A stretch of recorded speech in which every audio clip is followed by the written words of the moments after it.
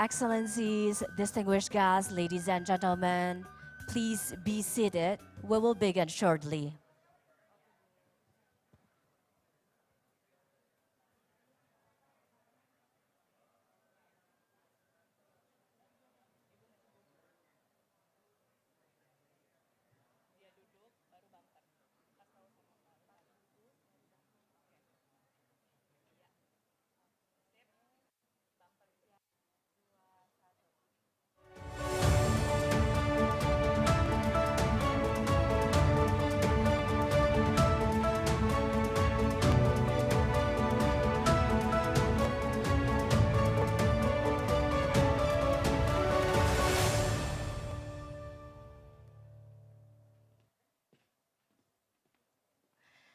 Assalamualaikum warahmatullahi wabarakatuh.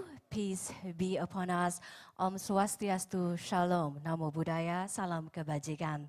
First, let me welcome all the honorable guests and thank you for being with us on grand launching Indonesia Energy Transition Mechanism Country Platform. Good morning and welcome our guests of honor, Excellency Sri Mulyani Indrawati, Minister of Finance, Republic of Indonesia. Selamat pagi, Ibu. Excellency Janet Yellen, Secretary of the Treasury, United States of America. Excellency Ina Korungwana, Minister of Finance, South Africa. Excellency Bruno Le Maire, Minister of the Economics, Finance and Industrial and Digital Sovereignty of France. Excellency Jim Chalmers, Treasurer of Australia, President of the Asian Development Bank, Mr. Masatsugu Asakawa, President of the Islamic Development Bank, Dr. Muhammad Sulaiman Al-Jazer, President of the World Bank Group, Mr. David Malpass, represented by the World Bank Managing Director of Operations by Mr. Axel van Trotzenberg, heads of international organizations, distinguished guests, ladies and gentlemen from development partners, philanthropies, private sector, and civil society. Distinguished guests, ladies and gentlemen, it's such a pleasure to have all of you here. Let me introduce you, myself. My name is Tiffany Raitama and I will be your host for today's agenda. Before we start our agenda, allow me to give a short brief overview about our event. As we all know that Indonesia has committed to reduce greenhouse gas emissions by 2030 under its internationally determined contribution NDC and achieve net zero emissions by 2060 or sooner under its long-term strategy on low carbon and climate resilience. Indonesia has identified a just and affordable transition from coal to clean energy as a national priority and has included energy transition driven by a sustainable financing mechanism as a key priority for its presidency of the G20 in 2022. And today, the government of Indonesia today officially launched its Energy Transition Mechanism ETM country platform. The Indonesia ETM country platform will leverage a blended finance approach to accelerate the transition from fossil fuels to clean energy. Through this event today, we are becoming a witness of the commitment from partners for the government of Indonesia to support ETM country platform. Distinguished guests, ladies and gentlemen, before moving to our program today, we would like to invite you to watch this video.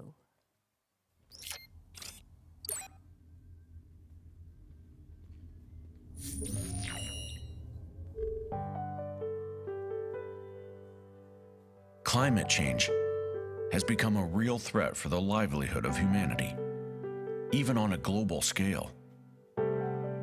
According to the World Bank, as an archipelagic country, Indonesia is among 1/3 of the world's most affected countries by the climate change impact, which can cause sea level rise.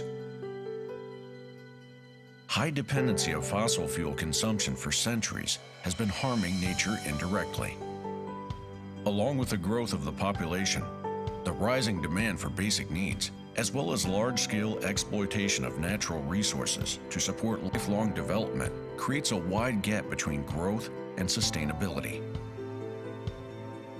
Although our needs are fulfilled, we are currently hurting ourselves and manifesting environmental deterioration for our offspring. This is why currently, the world is focusing on an environmental-friendly development.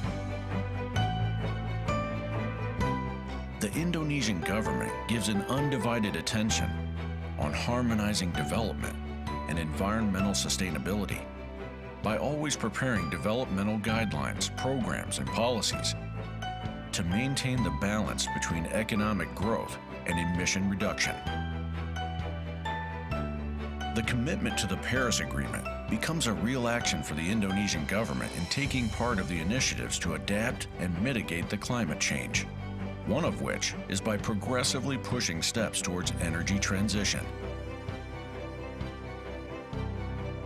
The government, through the Ministry of Finance, has launched the Energy Transition Country Platform as part of the initiatives to encourage a blended finance scheme to fund the climate change mitigation in the energy sector. PT Sarana Multi-Infrastructure Persero, or PTSMI, is mandated to act as the manager of the country platform to execute the funding mobilization for energy transition.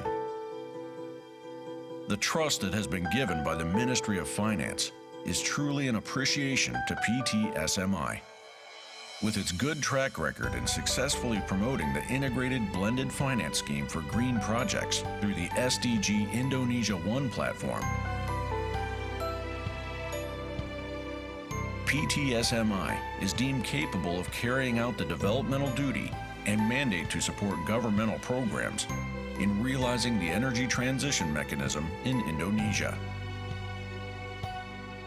The energy transition mechanism will include two aspects.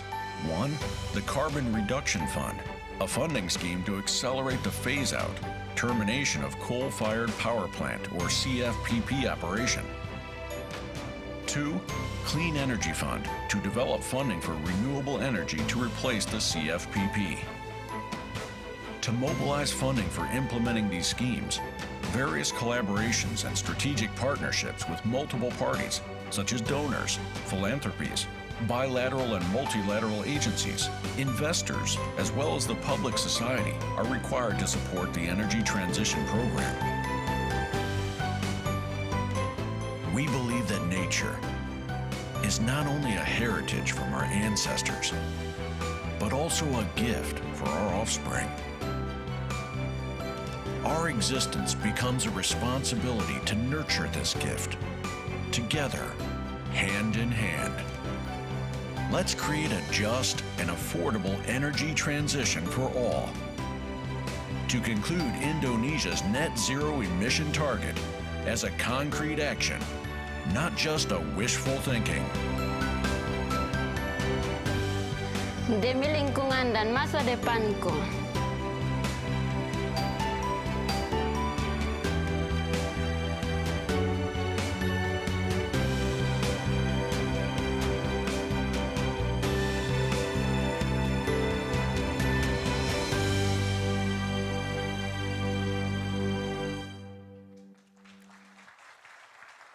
Thank you very much. Excellencies, honorable guests, ladies and gentlemen, to start our agenda today, we would like to invite Mr. Masatsugu Asakawa as President of the Asian Development Bank to deliver his welcome remarks. Please welcome Mr. Masatsugu Asakawa.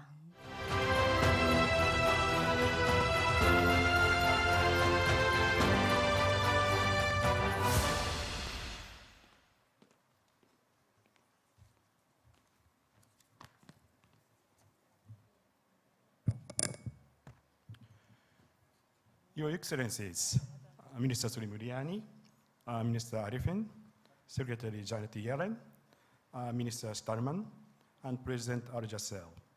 Ladies and gentlemen, It is a great honor to join you to launch the Indonesia Energy Transition Mechanism country platform today. Today's event marks a significant achievement for climate action. Last year, at COP26 in Glasgow, ADB stood with the governments of Indonesia and the Philippines to launch the ETM, Southeast Asia Partnership. Minister Sri Mulyani, we shared the stage for that announcement and continue to work closely together. I am grateful for Indonesia's leadership on ETM and for the partners who are joining the effort. Crowding in support to tackle key development challenges such as climate change lies at the core of ADB's mission. I thank President Al-Jassel and Marpas for their shared vision and messages commemorating today's event. Indonesia's progress on ETM also provides an example for other countries to forge a path to a net zero future. ADB is committed to supporting these efforts across Asia and the Pacific. Once scaled up, ETM has the potential, I hope, to serve as one of the largest carbon reduction models in the world. Let me offer a few reflections on the significance of initiatives like ETM to achieve real progress in the battle against climate change. Asia and the Pacific has seen remarkable economic growth in recent decades, but this has come at a cost. Our region now accounts for more than 50% of global greenhouse gas emissions. It is also one of the most vulnerable to the impacts of climate change.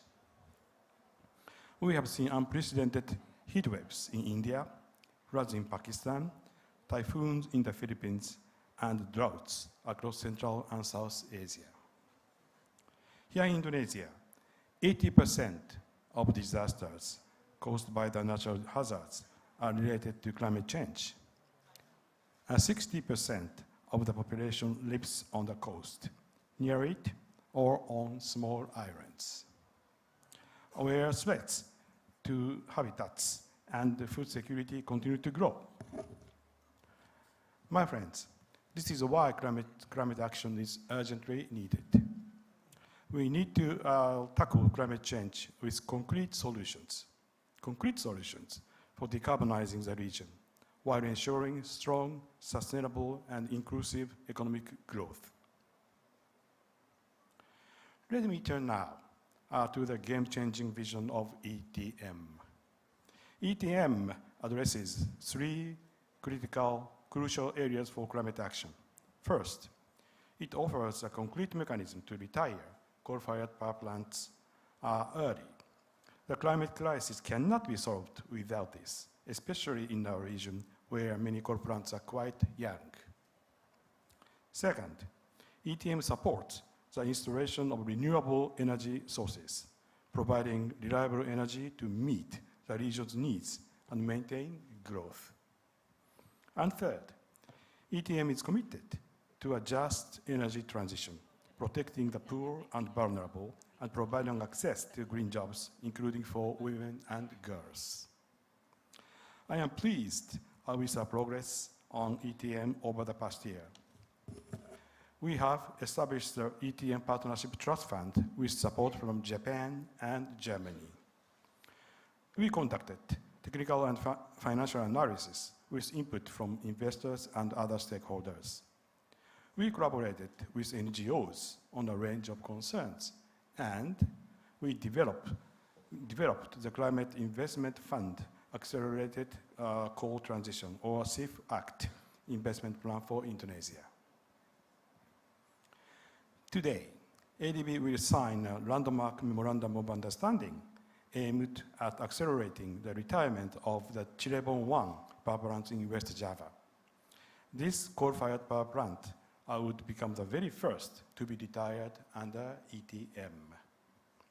We join our trusted partners, PLN, Cirebon Electric Power, and the Indonesian Investment Authority in this endeavor. We also continue to discuss PLN's portfolio of coal-fired power plants. Before I close, let me reflect briefly on why partnerships like this are so important.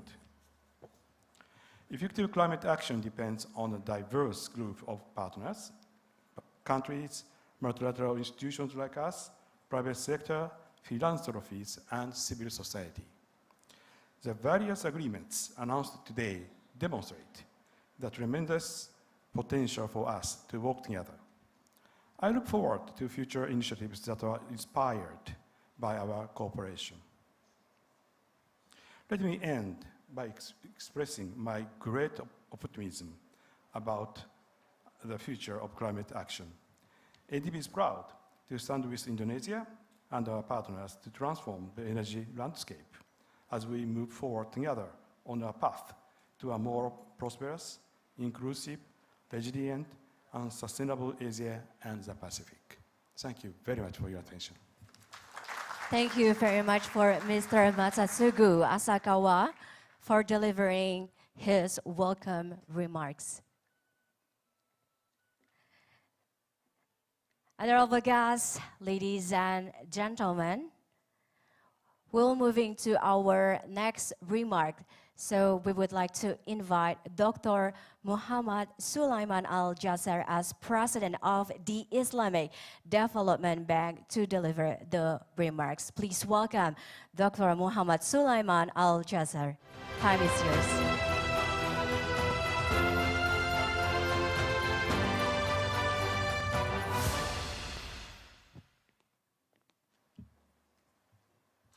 Bismillah ar-Rahman ar-Rahim. Your Excellency, Dr. Sri Mulyani Indrawati, Minister of Finance of Indonesia, dear friends, colleagues, guests, partners, including, of course, Mr. Asakawa, thank you for your statement.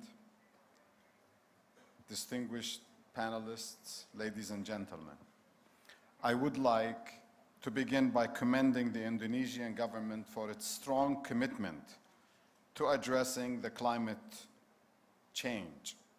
One manifestation of this commitment is the launching of the Energy Transition Mechanism, the ETM, country platform, designating PTSMI as its manager. This launch is very timely, particularly in the context of Indonesia's historic G20 presidency in 2022. This is surely an important momentum calling for all stakeholders and partners to deliver their climate financing commitments with real and implementable initiatives. While applauding the ETM initiative, we are also cognizant of the fact that it is taking place amid large-scale shocks hitting the global economy. Undeniably, these are all interlinked with humanity's defining challenge, the fight against the adverse repercussions of climate change. This involves supporting the SDGs agenda and the just transition to clean energy, as per the provisions set by the 2015 Paris Climate Agreement. Against this background, and in response to the food security challenges facing its member countries, the Islamic Development Bank has recently launched the Food Security Response Program. This US $10.5 billion package will support our member countries to address the immediate challenges of food insecurity. It also aims to enhance the long-term sustainability and resilience of their food systems. Excellencies, ladies and gentlemen, needless to say, a just transition to clean energy must be well thought out and pragmatic, balancing the demands of climate change with those of economic development agendas and resource mobilization. The Islamic Development Bank Group has, over the years, financed SDG, ESG, and climate action activities worth billions of dollars with real impacts. While the current critical situation may shift the global attention of the climate change topic to energy security, the bank would keep working on achieving its climate finance target of 35% by 2025 while addressing the issue of energy security. Energy transition and climate action cannot be achieved by governments alone. Partnerships with local and international entities are vital to unlocking and harnessing institutional and private investor assets. In this regard, the Islamic Development Bank Group is proud to have recently launched the 2022-2025 Member Country Partnership Strategy, MCPS, with the government of Indonesia. This partnership strategy spotlights and advocates supporting the government's noble aspirations of securing green and sustainable infrastructure and comprehensive human development, with a strong emphasis on climate change mitigation, climate adaptation, decarbonization, and just energy transition. The 2022-2025 MCPS also aims at helping Indonesia leverage the growing role of Islamic green finance and sukuk. This can allow a measurable, gradual, and affordable transition to cleaner energy for the benefits of communities, businesses, and the state budget in the medium and long term. And we are happy to cement our ongoing constructive partnership with PTSMI through the Memorandum of Understanding that we are formalizing today. One of the objectives of this partnership is to support the country's just energy transition to achieve its national determined contributions, net zero emissions, and SDG targets. Coming to the beautiful island of Bali from the COP27 being held in Sharm el-Sheikh, Egypt, I would like to reiterate the Islamic Development Bank's group readiness to collaborate, demonstrate leadership, and pioneer change. I believe that through our collective efforts, we can define the future of the energy system and map out the net zero business and governance pathways. We can also explore the leading technologies and solutions to access and accelerate the energy transition, not only in Indonesia, but regionally and globally as well. Thank you very much, and terima kasih. Thank you, Dr. Muhammad Sulaiman Al-Jasar, for delivering the remarks. Thank you very much.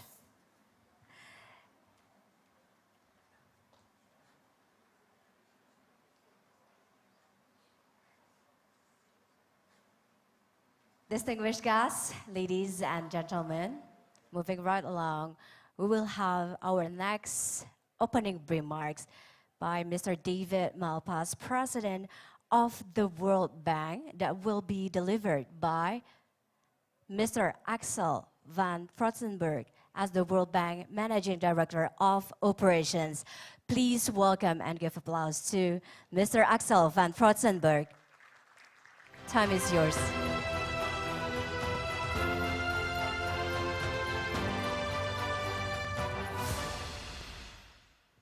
Good morning, Your Excellency, Mrs. Srimulani Indrawati, Minister of Finance, Mr. Asakawa, President of the Asian Development Bank, ladies and gentlemen. It gives me a great pleasure to join this morning and to congratulate the government of Indonesia on launching Indonesia's Energy Transition Mechanism Country Platform. Let me also thank Minister Srimulani for her leadership in creating this platform.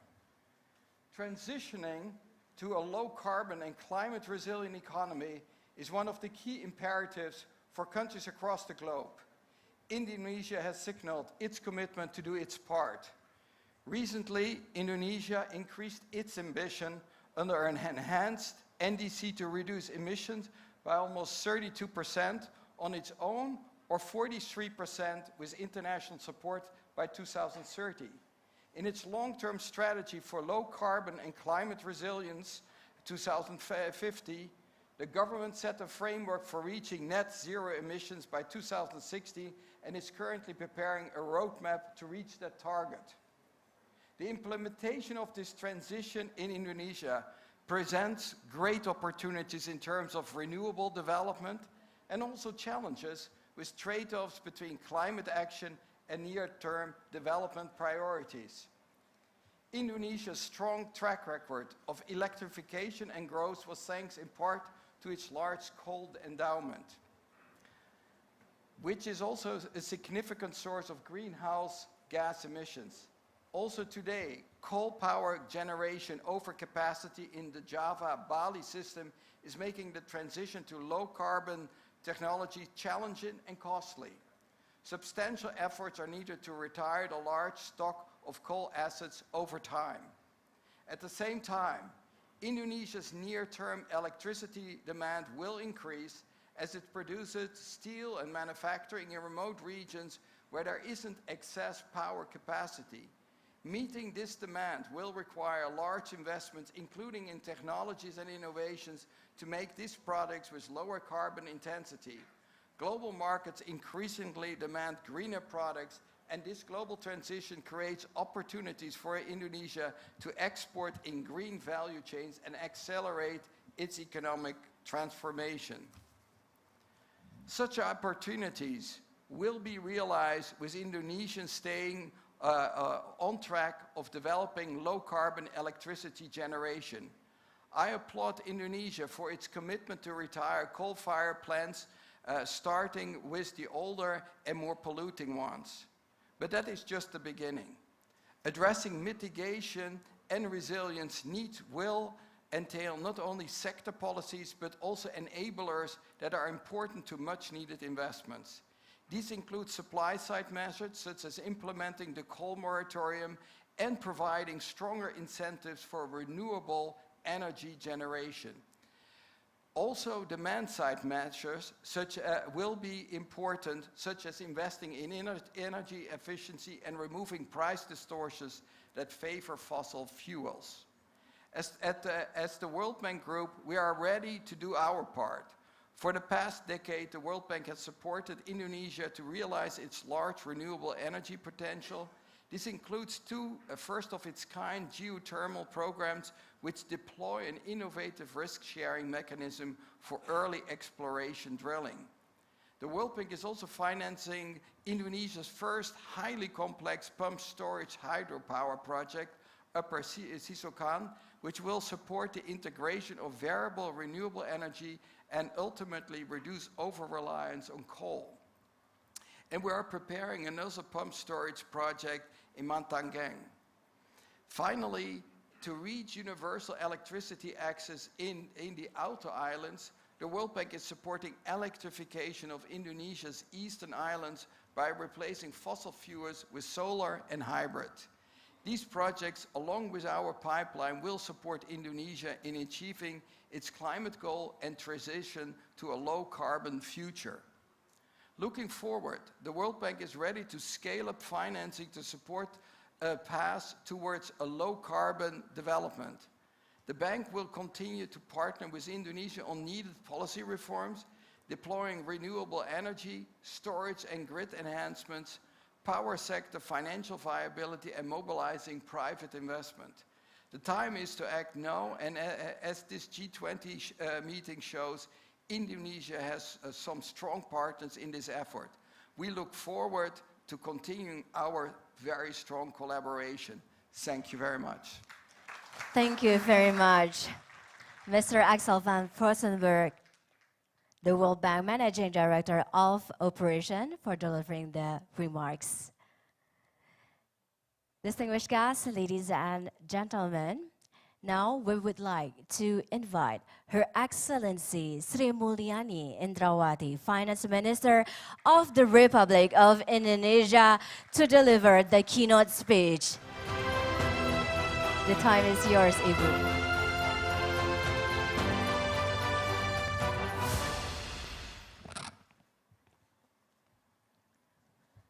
Thank you so much. Bismillahirrahmanirrahim. Assalamualaikum warahmatullahi wabarakatuh. Om Swastiastu. This is how the Balinese greeting you all. and very good morning to all of you. My dear friends here, President Asakawa, President Aljazer, Axel representing World Bank, and my colleague Minister Godongwana, Bruno Le Maire. Welcome to Bali, Bruno. Finally, you can make it. Your first G20 attendance. You missed because of your budget session. Secretary Yellen, thank you, and James from Australia, thank you so much for coming, and all colleagues. And also others, guests, ladies and gentlemen, it's really very happy for me to be able to welcome you here in Bali. I hope you have time to enjoy Bali, don't just work here, because it's important for Bali to recover together, recover stronger. First, I would like to convey also our appreciation to all speakers, participants, which is joining us today on our grand launching of the Indonesia Energy Transition Mechanism, or we call it ETM, country platform. Both of you who are attending in person and also virtually. I'm also noted that this is really an extraordinary milestone for Indonesia. We will celebrate Indonesia's concerted effort and our ambition for a just and affordable energy transition, marked by our grand launching of the Indonesia ETM country platform.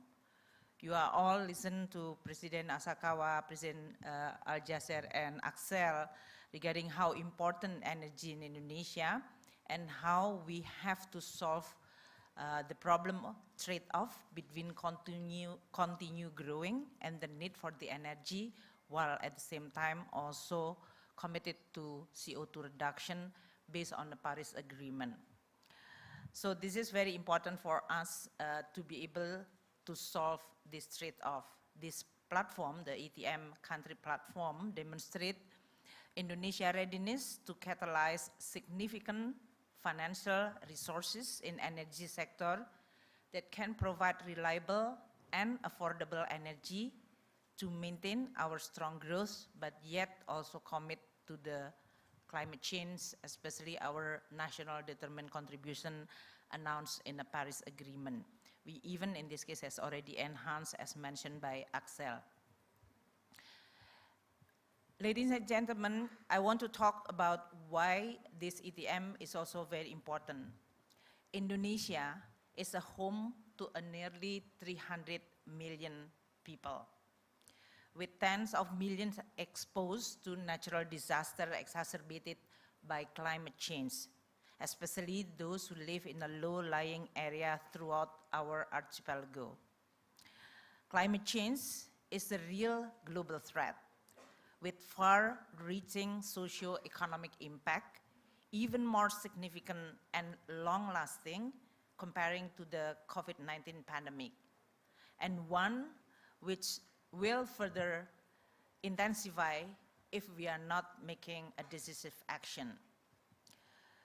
Thus, accelerating transition to a green and resilient economy in a concerted effort would protect globally, but also especially for Indonesia's society from the catastrophic impact of climate change.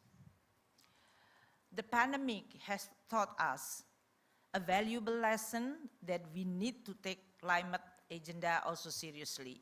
Yesterday, we launched the Pandemic Fund, with Secretary Yellen also, James Chalmers also joining us.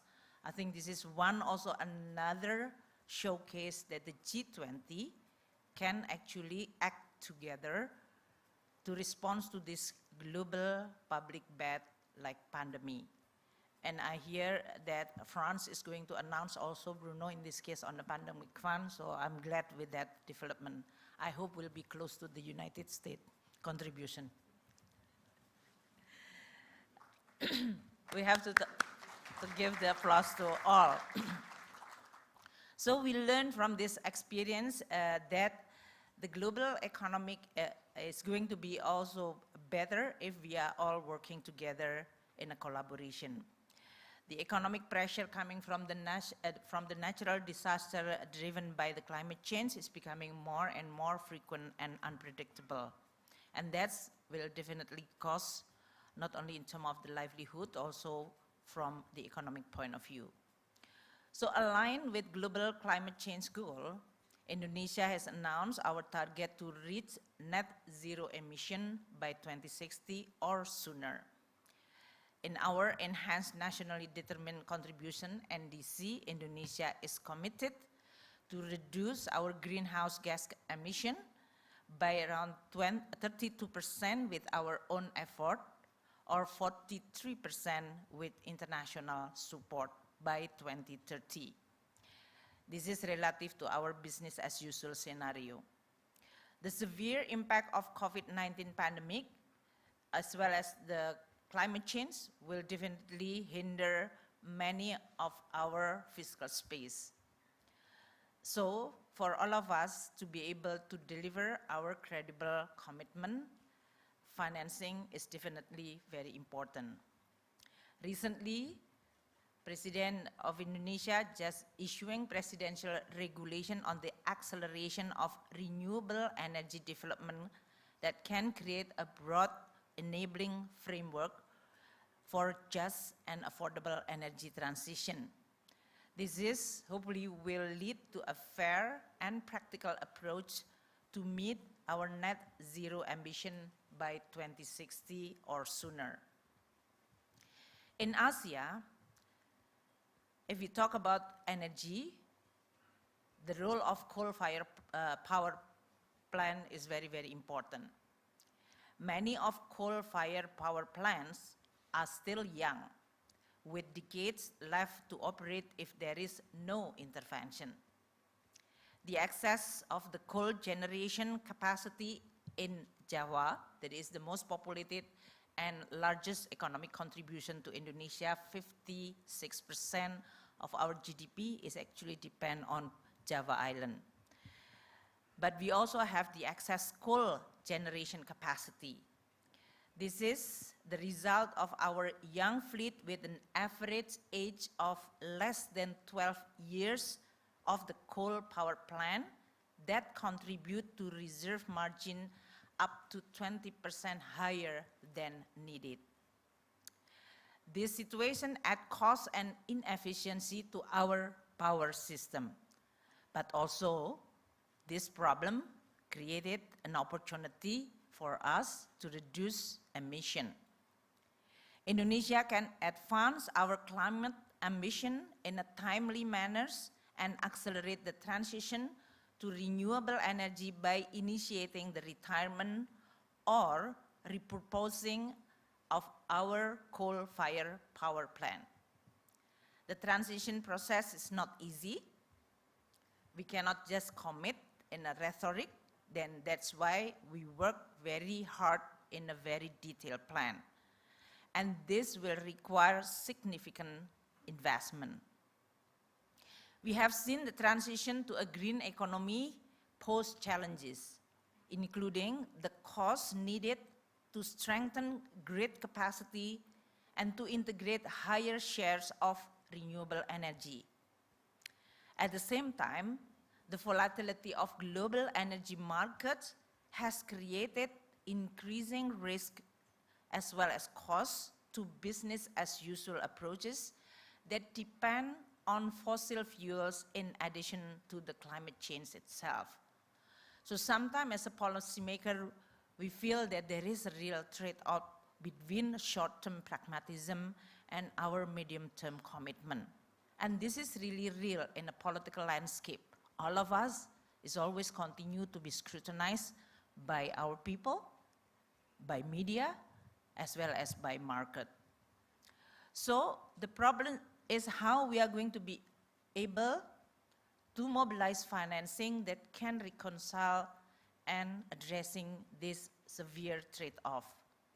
If you look at the financing side, we need to also align global investment rules so that it will not punish, but instead incentivize investment from private sector into program and sectors that result in significant emission reduction. To be very honest, this is maybe one of the areas that need to be continued discussed also within the G20 and international organization and rule-based for the financial rule globally. It will sound counterintuitive, but what we are talking about is how institutions, especially private sector investment institution, non-profit, as well as government, can invest in coal-fired power plants in developing country, but can reduce emission, whether this is in the form of technology or in this case involving in retiring early. So without the right rules and the right incentive, the risk of the potential billions and trillions in the private sector that can be leveraged flowing into the other investment, that is investment that really desperately needed by many developing, emerging, or even advanced countries will not taking place. The scale of this challenge will require greater collaboration and cooperation and international support, especially to developing countries like Indonesia in terms of financing, technology, and know-how. Thus, measurable and planned transition management become very critical. It is beyond rhetoric, it's become technocratic, but also technical challenge that need to be overcome. Indonesia remain focused on navigating both the post-pandemic COVID-19 as well as strengthening our economic recovery, but also at the same time commit to our green energy and green recovery. We will and will continue to develop the just and affordable transition to a low carbon economy as our national priority. And this is one of the most important priority in the G20 presidency agenda that President is going to lead this week. The government of Indonesia, together with Asian Development Bank, as President Masa mentioned earlier, has launched ETM initiative last year in a conference of party COP26 in Glasgow. Since then, we have taken steps toward making this ETM reality. Many technical assistance as well as interest coming from many parties, so I really want to express my appreciation to all of you who continue trust Indonesia, support Indonesia, and making this ETM to work effectively. Following technical assessment and discussion with many stakeholders, the government of Indonesia has already identified 15 gigawatts of coal-fired power plants for early retirement. 15 gigawatt. This is really a big size. The first step to determine near-term and meaningful action to accelerate the transition from fossil fuel to clean energy. Throughout the 2022, we worked closely with ADB to build consensus with other relevant government and state-owned enterprise, especially PLN. I do hope that the CEO of PLN here, oh there he is. This young guy is very, very dynamic and committed to the ETM, right, Baba? So I will expose him if it is not delivered. We are working relentlessly to establish Indonesia ETM country platform. This framework that will mobilize financial resources and support from international partners, including multilateral, bilateral, philanthropists, private sector, to make this just and affordable energy transition. As the focal point for this energy transition mechanism country platform, we, in this case, appoint PT SMI, PT Sarana, multi-infrastructure. This is special mission vehicle created by Ministry of Finance in order for us to be able to speak the same language and have the technical competency to deal with many various stakeholders. This is to support our ambitious transition toward clean energy that also at the same time working in a very technical detail. PTSMI working closely with PTPLN, that is our electricity company, and Indonesia Investment Authority, working closely with multilateral institutions, and I'm glad Asakawa-san is continued to be our strongest supporter that now has been also created contagious effect to other MDBs like President Al-Jazer from Islamic Development Bank and the World Bank. In order for us to be able to develop how we are going to create the financial support as well as technical support so that the concept of just and affordable can be translated into a real transaction. Today, we will witnessing the signing of Memorandum of Understanding between PTSMI and 14 international partners. Oh, I have to introduce my CEO on the PTSMI, Pak Edwin. Can you, this is the manager of country platform. So there will be balance on, in this case, because I introduced PLN and PTSMI. If it is not, I'm going to have a problem with him then. So the 14 partners that we are going to have, this first, those who provide us with grant partners. This is including Bloomberg Philanthropies and Climate Works Foundation, Global Energy Transition Initiative, UK, United Kingdom Mentari, and Global Energy Alliance for People and Planet.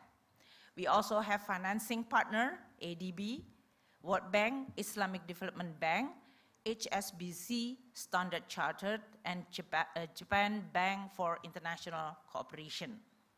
We also have a partner which is needed by us about knowledge and technical partners, United States Agency for International Development, USAID, Global Green Growth Institute, Climate Policy Initiative, United Nations Development Program, UNDP, Rocky Mountain Institute, and Climate Bonds Initiative. And we also work closely with our Indonesia Investment Authority. This is just really showing a blended effort, a blended finance, and a blended technical knowledge, which we really needed in order for us to translate our commitment into a real transaction. The Indonesia ETM country platform will send a very strong signal, not just in the Asia and Pacific, but also to the world. Indonesia is a global leader in the just and affordable transition from fossil fuel to clean energy. This discussion and the intensive commitment has already bearing fruit. It facilitated, the ETM has facilitated us to prepare the investment plan to the Climate Investment Fund Accelerating Coal Transition Window. This is one of the world's largest multilateral fund to climate action in developing country. Just a few weeks ago, we were allocated $500 million in highly concessional funds.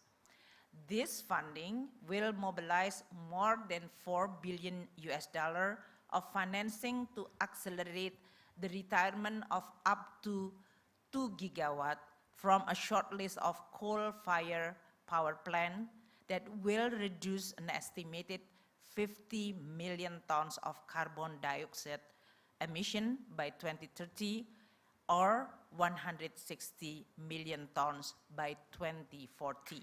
So this is really a significant achievement.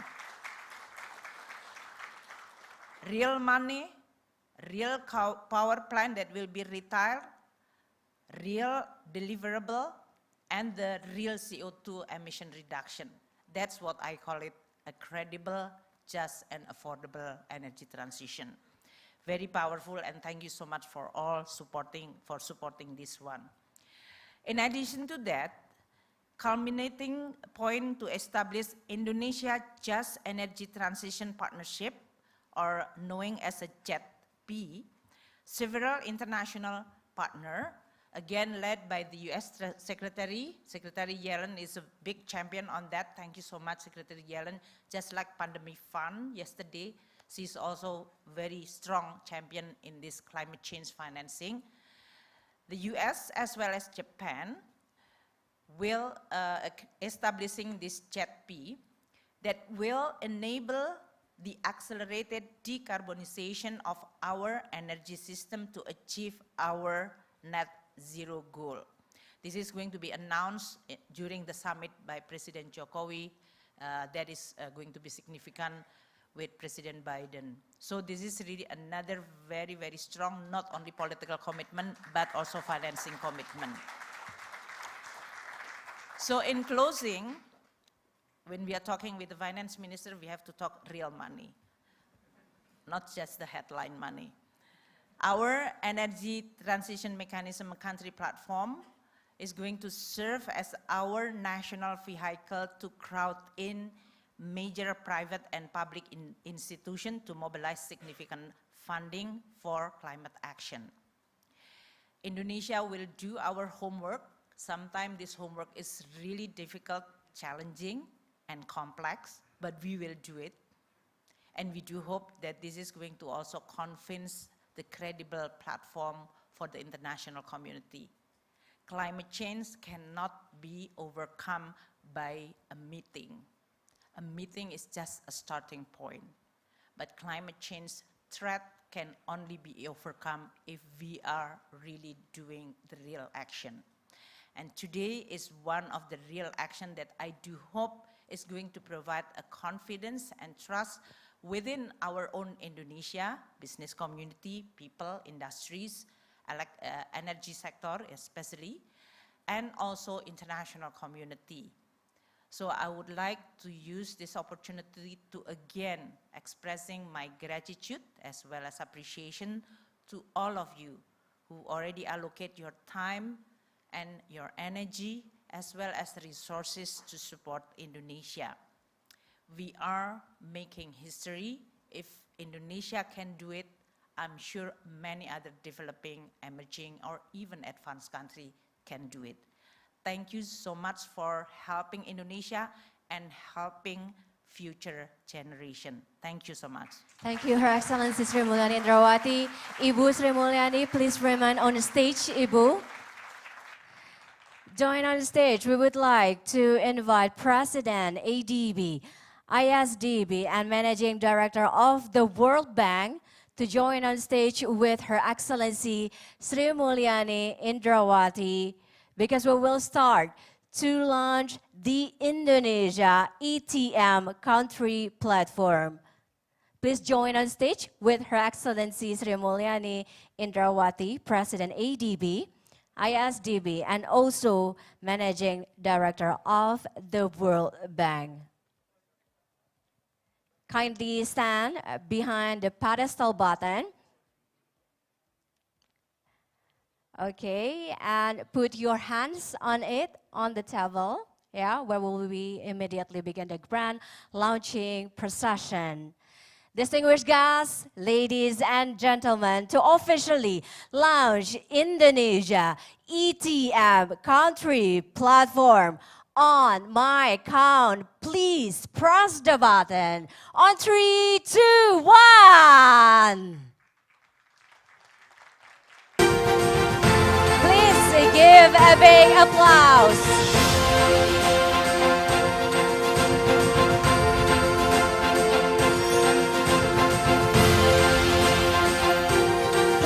Join to the center of the stage, Ibu, Her Excellency, and for taking photo session together. Please join on the center of the stage. Please, yes, to all the Secretary Yellen, and to all Excellencies, all the minister to join on stage with Her Excellency Ibu Sri Mulyani Indrawati, President ADB, ISDB, and also with the Manager Director of World Bank.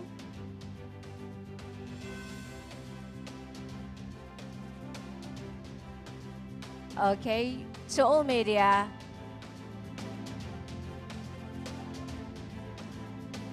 Okay, for PT PLN and also PT SME to join with our honorable guests.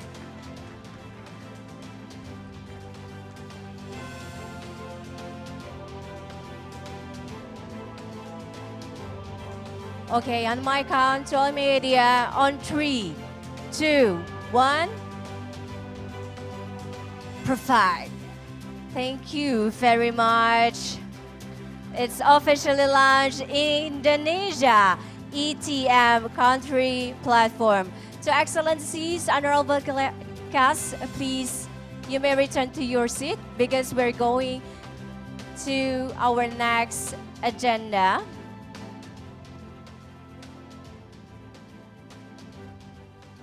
Once again, thank you very much for support. Indonesia Energy Transition Mechanism Country Platform today. Distinguished guests, ladies and gentlemen, now we will become a witness of the collaboration between PT SME as the ETM Country Platform Manager and its strategic partners. This marks a journey of PT SME as the Indonesia ETM Country Platform Manager. We will be coming to witness the signing ceremony between PT SME and Indonesia ETM Country Platform partners, and also signing of landmark MOU for early retirement plan of first coal power plant. I would like to invite to come forward to the signing table for Mr. Edwin Shahruzad, President Director PT Sarana Multi Infrastruktur Persero, to join on stage. And also representatives from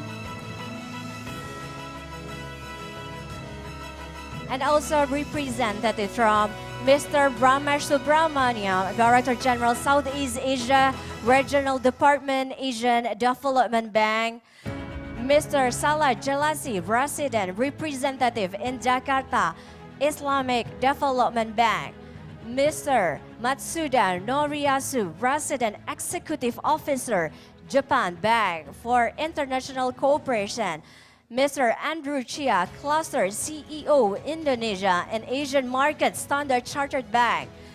Mr. Francois de Maricourt, President Director, PT Bank HSBC Indonesia. Mr. Andre Laraku, Chief of Party of USA Sustainable Energy for Indonesia, Advancing Resilience, Sinar USA. Mr. Julio Retana, Team Leader UK, FCDO, Mentari Program. Mr. Muhammad Zeki, Senior Program Associate for Indonesia, Bloomberg Philanthropies and Climate Works Foundation's Global Energy Transition Initiative. Ms. Claire Bolan Rose, Head Southeast Asia Global Energy Alliance for People and Planet. Mr. Marcel Silvius, Country Representative in Indonesia Global Green Growth Institute. Mr. Norimasa Shimomura, Resident Representative in Indonesia United Nations Development Program. Ms. Hanley, Regional Director Southeast Asia Rocky Mountain Institute, and also Ms. Tiza Mafira, Director Climate Policy Initiative. Please join on stage. To all signers, please stand by on your position.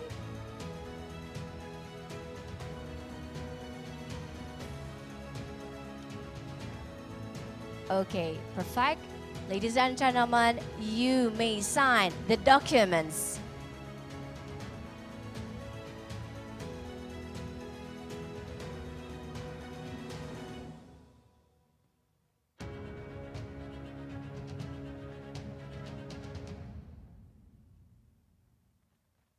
Okay, this is the signing ceremony for Indonesia ETM Country Platform 2. Ladies and gentlemen, who has finished signing the documents, you may show the documents for the photo session. Please show the documents for the photo session.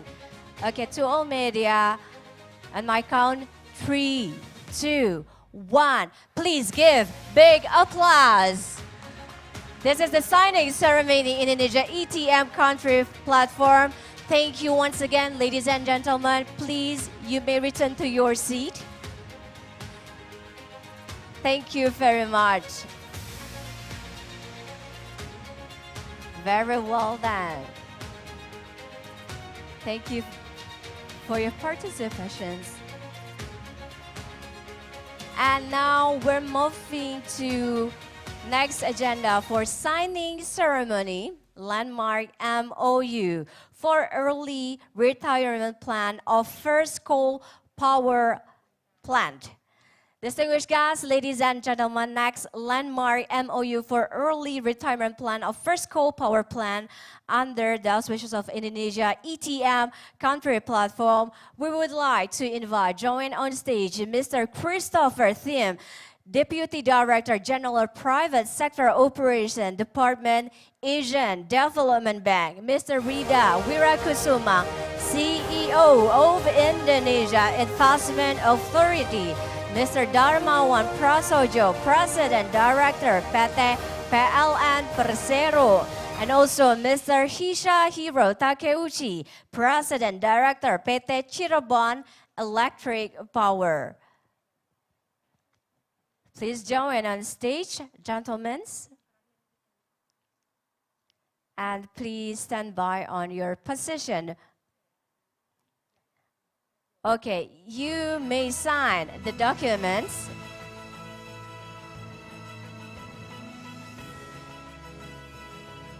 And you may sign and exchange the documents with the partners beside. Yes.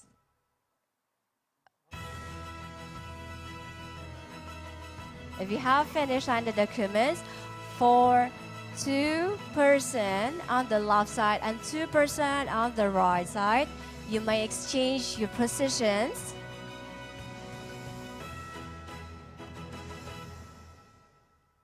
Yes, you may exchange your positions and then back to sign the documents, please. And exchange with the documents with the partners beside. Very well then. If you have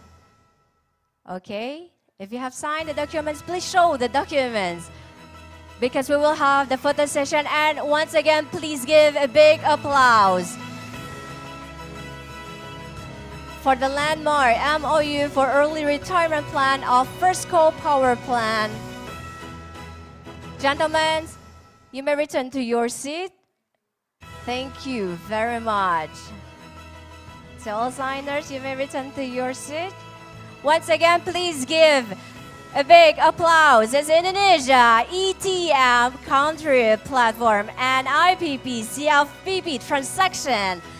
Distinguished guests, ladies and gentlemen, we hope that this moment will begin the stronger collaboration for energy transition mechanism in Indonesia.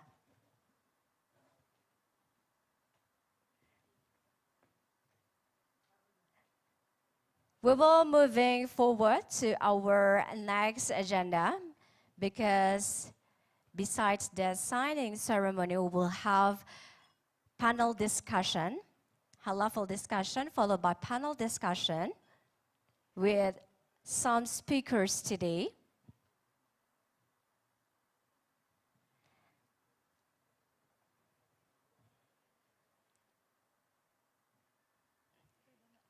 Okay, the Ministry of Finance has hosted a series of focus group discussions supported by ADB, taking stock of ongoing energy transition efforts, deliberating consideration for the roadmap, and firming up the first transactions to be piloted. Distinguished guests, honorable guests, before we go into our next agenda, high-level panel discussion, let's see the video from Asian Development Bank.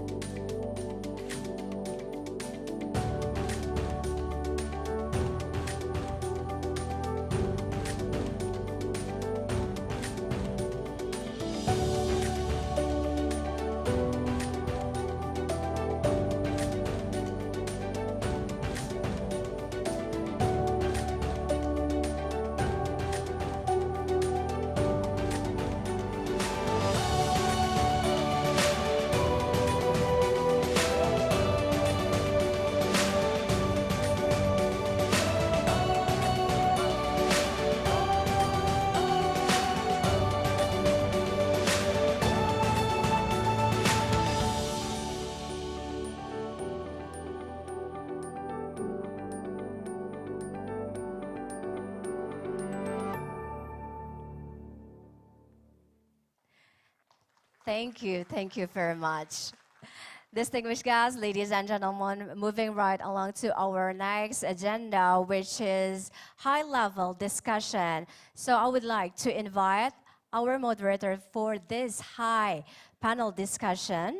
Welcome on stage our moderator, Miss Lisa Og. Please, Lisa, time is yours. Thank you so much, Tiff. Thank you very much for that. Wow, so a big day today, Indonesia's energy transition mechanism. It has been officially launched. Now, this plan is ambitious, it is brave, it is forward-thinking, and it puts Indonesia in a position of leadership across Asia-Pacific. Other countries, they're going to be watching on how this unfolds, how it is executed. And what we want to do today is we're going to have 3 panel discussions, and we're going to break it down and try to figure out exactly what's involved and how this is going to unfold and be executed. According to the Asian Development Bank, this could possibly become the largest carbon reduction model in the world. So we've got important work to do here.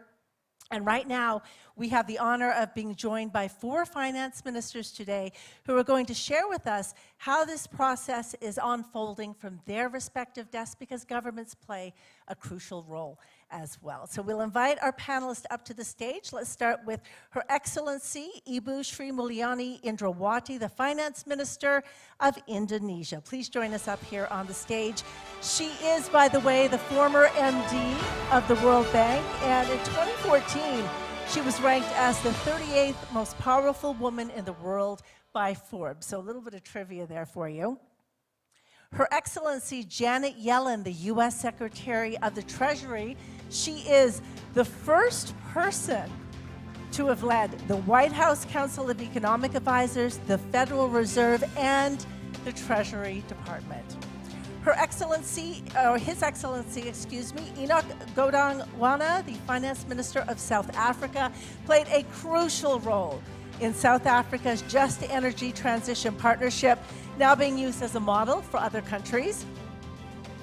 And His Excellency Bruno Le Maire, the Minister of Economics, Finance, and Industrial and Digital Sovereignty for France. France, by the way, providing $300 million to South Africa's JET-P program. So a lot of expertise up here on the stage. Let's give them all another warm welcome and a round of applause. Thank you very much for being with us. So let's kick things off, Ibu Sri Mulyani, with you, because I thought it was fascinating what you were saying in your speech about the trade-off between pragmatism and commitment. This is not an easy line that governments are walking here. Tell us a little bit about your experience. Well, first, I would like to welcome all of you here. Commitment to the climate change, how we are going to avert this potential threat to the global people as well as to the global economy, really need not only just rhetoric, but also translate it into action. And when you translate into action, especially for the area in which for Indonesia, when we talk about the climate change commitment, our nationally determined commitment, it's mainly the biggest polluter is the energy sector. And Indonesia is also a coal producer, as well as we also have geothermal and other source fossil as well as non-fossil renewable energy. For us to be able to continue growing, definitely the demand for energy is going to continue also increase. And that's why to be able to continue build the energy sector, but at the same time reducing the CO2 emission is becoming one of the very obvious trade-off. I'm not talking about the national, global discussion regarding that who polluting the world first and who should pay in this case, but I'm going down into the Indonesia own problem. And when we already announcing our commitment in Paris, that is the Paris Agreement, through our NDC, then we look at those commitments that need to be translated into action. 29% first, and then we enhance it into 32% with our own effort, and 43% with the international support. Identifying the biggest challenge and will be very expensive is the energy sector. So for us, how you are going to deliver financing cannot be separated because it's going to be very expensive to deliver this commitment when you're talking about the energy sector emission reduction. And for Indonesia, that means we are reducing the percentage for coal and then producing more the demand for energy through the renewable. So we need to think how we are going to be able to retire coal. That means, as I said earlier in my speech, that many of these coal power plants, some of them are very old, but others is actually relatively young, or even in Indonesia, still in a pipeline actually, because it's already approved. And on the other hand, you are going to also have another problem of investing in a renewable energy. Now for Indonesia, we have to look at it in a package this. What I'm saying as a trade-off is that if you have only limited resource of money, are you going to do the retirement of the coal? And that's, as I said also, international rule on the financial sector is not really supporting, because if you invest in retiring coal, it is seen by investing in coal. And that's being seen not green. So that need to be addressed at the global level. But for us also, our resources also very limited. Public fund, definitely. After pandemic, we address the issue. We need to have another infrastructure which is needed for poverty reduction, for, in this case, creating prosperity for people of Indonesia. So we have to be really very focused on how we are going to be able to use this public fund in a catalytic way. And that's why this country platform is very needed. So the trade-off between pragmatism, that is the pragmatism versus what you call it long-term, is actually how you are going to identify. So it is not like the rhetoric, because Indonesia, when we talk of Indonesia, we know exactly how many power plant is based on coal, who belong to, who own this power plant, and how much they already invested. And that's exactly what we are doing. So we complementing what you call it, the commitment at the national level, at the very micro project level. And that's become a platform to test case, whether the appetite to retire coal is not only government-owned commitment, but also financial sector, which is actually going down. Really a lot of very difficult technical discussion. Sometimes bridging and creating confidence and trust first is very challenging, because this is a very complex party. There is a PLN, that is state-owned company, which is a monopoly in Indonesia. There is an IPP, independent power plant, which is owned by the private. There is a power plant called belong to PLN own balance sheet. And how am you going to use our fiscal tools on a subsidy, incentive, or investment in order for us to be able to convince other crowd in private sector. I also, in this case, have a lot of support from philanthropists who actually provide us with a technical assistance. But the more that we are getting this momentum from the international community and trusting Indonesia, overcoming the technical difficulties as well as the financial, then we are going to be able to overcome this trade-off between pragmatism and our medium long-term commitment. Wonderful, thank you so much for that. And blended finance plays such an important role in this process. Secretary Yellen, I'd love for you to join in and talk to us about this. And how do you attract investors to emerging market infrastructure? What has your experience been? Well, thanks so much for that question. And it's a pleasure to be here today. Congratulations to Sri Mulyani and to Indonesia for this important achievement. Well, impressive technological advances in recent years have made renewable energy technology increasingly affordable. But the historically challenging investment environment that we're facing, and that's particularly true in emerging markets, has made it difficult to attract private investment, even to proven renewable technologies. So I think what's necessary is public support alongside an improved enabling environment to reach the levels of investment we hope for in both mitigation and adaptation. To make the most of limited public funds, we need to lean into innovative financing mechanisms. And we need to increase the deployment of proven mechanisms, things like guarantees and insurance products that attract private investment at scale. The US Treasury is exploring how our government can use blended finance to support the innovative use of guarantees, subordinated lending, political risk insurance, and project platforms, to name a few examples. We're also interested in expanding securitization and green bonds as tools to attract institutional investors. And we want to applaud the work of the ADB. They've helped to create innovative products in climate finance. Last year, at last year's COP, I attended the announcement of the ADB's energy transition mechanism, and it's truly gratifying to see the progress since then to build out concrete approaches to creating blended finance solutions that make decommissioning of coal plants a viable investment for private investors alongside necessary renewable energy deployment. And we're looking forward to the pilot's work to validate this model.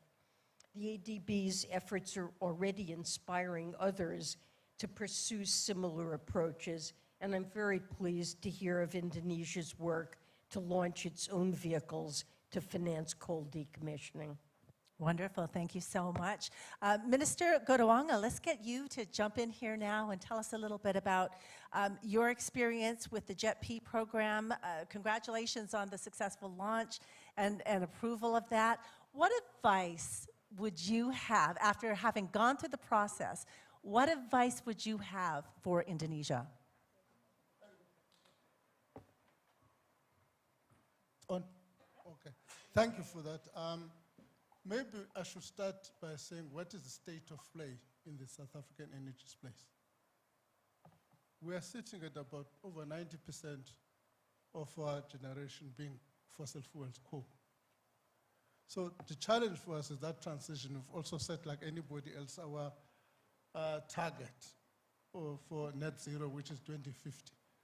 So when this in COP26 and 8.5 billion was announced, it was an excitement of everybody. One of the key things, what does it mean? So we've had an interesting discussions with what now we've termed IPG, our international partner groups. The effect of that, we've been able to drill down what is going to be, we develop an investment plan. The lesson is, what Indonesia is doing is important to develop your plan up front. In our case, when we got this 8.5 billion, the people said, if we were to give you this 8.5 billion tomorrow, where would you invest it? So we had to move back and develop our investment plan in order to meet those targets. So getting prepared for the investment project is quite an important aspect. But an important dimension which is missing in the discussion about climate finance, there's too much emphasis on mitigation, little emphasis on adaptation, and developing countries are beginning to experience challenges in that area. It's going to be important that as part of nuancing that both mitigation and adaptation are taken into account. Wonderful, thank you. And I'd like to remind the panelists, if at any point you want to jump in with a comment, please feel free to jump in. All of your mics are live. Minister Lemaire, would like to get to you now. The French power system is largely based on nuclear power. What's motivating France to support countries that rely primarily on coal? Let's go into the cooperation aspect of this. Thank you, and first of all, thank you to Minister Sri Mulyani for her invitation and for this very great G20. As a starting point, I would like to insist on the fact that France is one of the most decarbonized electricity producer, thanks to nuclear energy, which represents 70% of the French production of electricity. And our view with President Macron is that it will not be possible to reach our development goals and our climate goals without nuclear energy. And we don't want to make a choice between growth and climate, between development and climate. And we want to make very clear that we want to have both the fight against climate change and growth for developing countries. Because it would be unfair to ask the developing countries to do less because of the climate change. They have to do more, and they need to have the support of developing countries. So what would be not our advice, but what is our strategy? Our strategy is based on two pillars, a national one and an international one. At the national level, we want to reduce energy consumption. We want to accelerate the deployment of renewable energies, and we want to build new nuclear plants. We have already decided to build 6 new nuclear plants, and we are in the process of thinking of 8 more nuclear plants. At the international level, we want to help developing countries to reach their climate goal. It is a matter of equity, it is a matter of efficiency. And I want really to commend Shri Mulyani for the Just Energy Transition Program. She's very much involved in that program. You know that France is committed for $1 billion for South Africa in the framework of this program.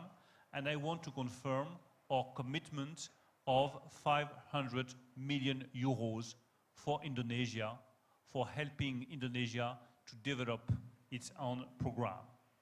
The second point of this international strategy is the support for developing countries decided at the COP level, $100 billion of funding, including $6 billion for France. And I really share the point of view expressed by my friend Janet. I think that we need to think of innovative funding. We have to take into account the lack of public resources and the necessity of having new financing tools. You know that France has been at the core of the development of green bonds. It might be one of the possibilities, and the leverage between private funding and public funding is also absolutely key. Wonderful, thank you. And I'm hearing a lot about fairness and equity. And Secretary Yellen, I'd love for you to jump in here as well and talk to us a little bit about the U.S. perspective on how these ETMs and these plans should be rolled out. Yes, thank you so much. Well, financing is critical, and developed countries agreed on a $100 billion climate finance goal under the Paris Agreement, and we're frankly encouraged by the OECD's projection that we're likely to meet that goal in 2023.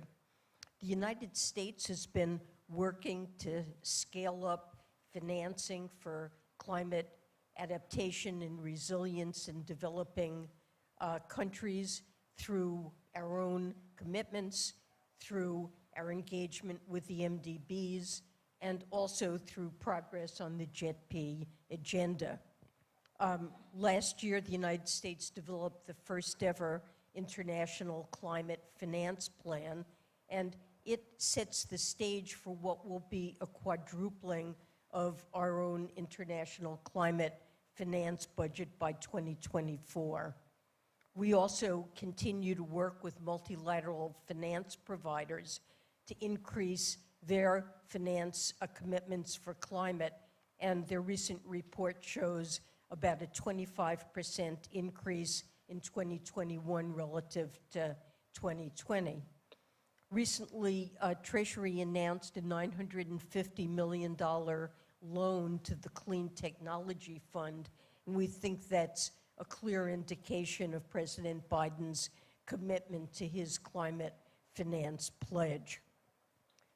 Turning to the multilateral development banks, I have tried to launch a multilateral development bank, or MDB evolution initiative. The purpose is to make sure that MDBs are fit for purpose to address the increasing number of transboundary global challenges. Climate is the most important example. In many ways, the MDBs have served as pioneers in development finance, but frankly, today, they really need to do more.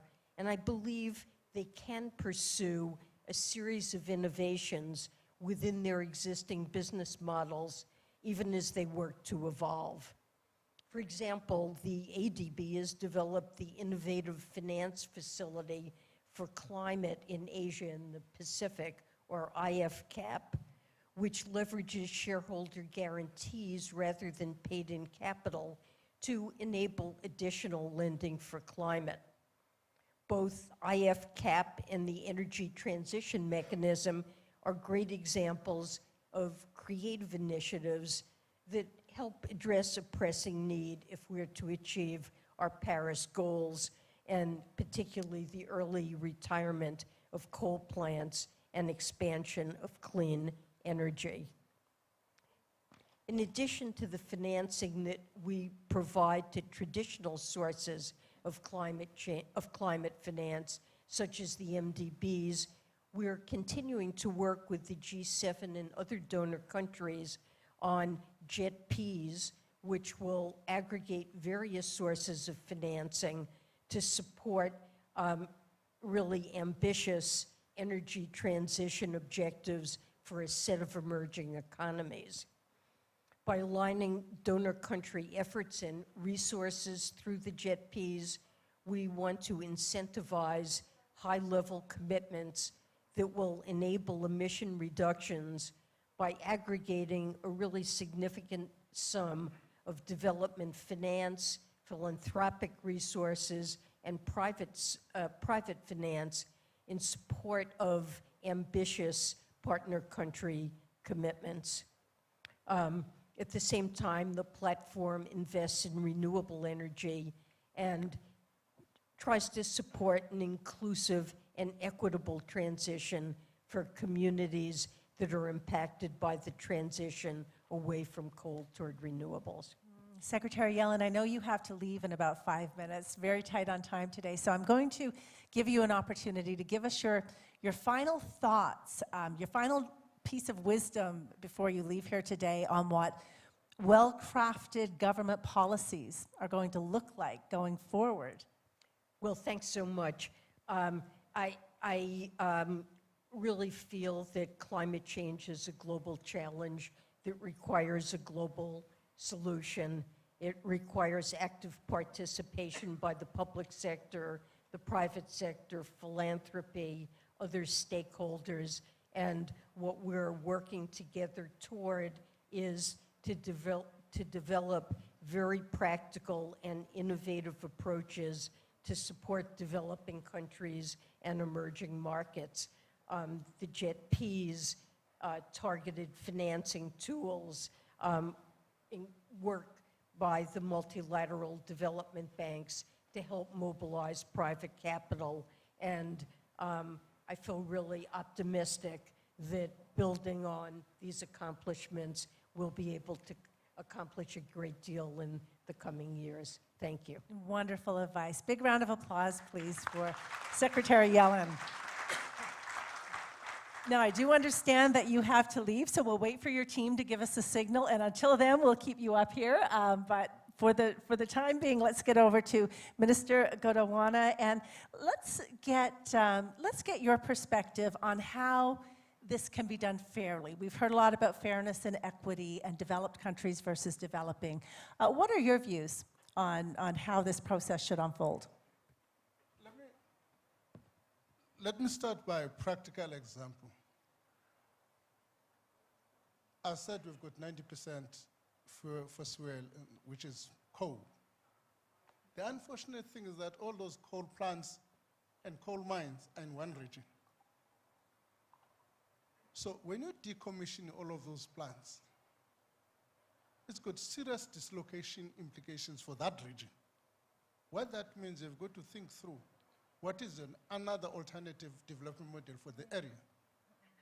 Now, what that means, more resources is going to put in order to study what that kind of development. That's why then it takes us to the debate about the composition of the funding between grant and concessional loan. Because some of these things have got to be done in a grant form. For instance, you have got to look at what are another alternative model for the area. That funding will have to be probably grant. So the composition of the funding is going to be an interesting dimension in order to deal with what is called the just component of the transition. Because as you that decommissioning is a huge dislocation of people. Excellent points. Ibu Sri Mulyani, we'd love for you to weigh in. As you said, some of the coal plants that you are decommissioning, they're not very old. How do you keep the just in this process, the just aspect of energy transition? Well, more than 60% of our power mix is actually based on coal. Some of them is actually old and inefficient. Some others is relatively young and maybe more efficient, although still continue emitting CO2. So if we are going to reduce the CO2 based on the power, then we really have to look at all this composition of the fuel mix. This is already operating. It can be easily a win-win-win approach if you have the old, inefficient, heavily polluted, retired sooner. Because then maybe they still have 10 years and we can actually retire soon, especially when we are also having this excess supply situation in Indonesia post-pandemic. So the word just in this case is that first we have to look at the balance sheet of PLN. This is the electricity company, whether this retiring power plant, whether this is owned by PLN or private sector, will make their balance sheet healthier while reducing the CO2. That's what I think is good. Healthier means that the balance sheet is going to be better in terms of financing, cost of production of the energy lower, and the CO2 emission lower. So you have triple win in this case. The financial aspect, PLN is better. In terms of cost of producing energy, lower. In terms of the CO2 emission, is lower. The cost of energy which is lower can be then passed through to the people and industry which is much lower. So meaning what Bruno mentioned earlier, we don't have this trade-off between growing and polluting. Because we can continue growing, but financially healthier, as well as in terms of cost of energy. That is exactly what we are trying to crafting all this transaction, because we really have to go down into that detail. And that's why the discussion with many partners, financing is going to be very important. Minister Gonowana also mentioning about if we are going to retire coal, what is the coal mining is going to happen? Well, as of now, there is a transition that need to be discussed. There is a dislocation, social impact, wider economic impact that we also need to put into account. And that's exactly, we start with one which is very obvious, then we will then address something which is then have a much wider implication. But should be win-win-win first before you can convince everybody. All right, wonderful. Thank you to all of you. I'm so sorry we are out of time, but let's give them all a big round of applause.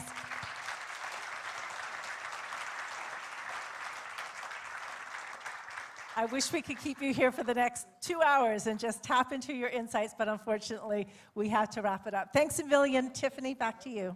Okay, thank you to Excellencies and our moderator. To Excellencies, you may join.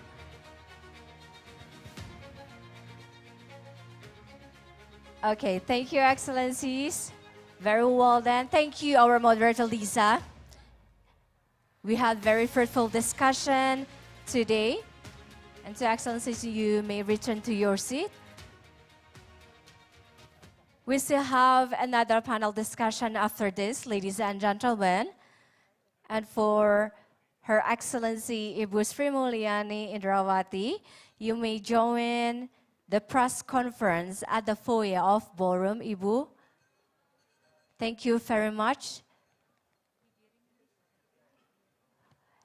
Distinguished guests, ladies and gentlemen, we still have 2 more panel discussions today.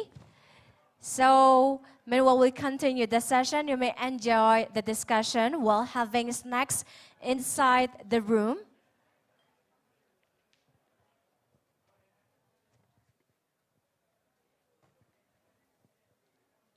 Once again, to Excellencies, our honorable guests, thank you for attending our event today for the grand launching Indonesia Energy Transition Mechanism Country Platform. So we still have another two more panel discussion focusing about financing partnership for just and an affordable energy transition, also for the roundtable session, transaction leading the shift from coal to clean energy.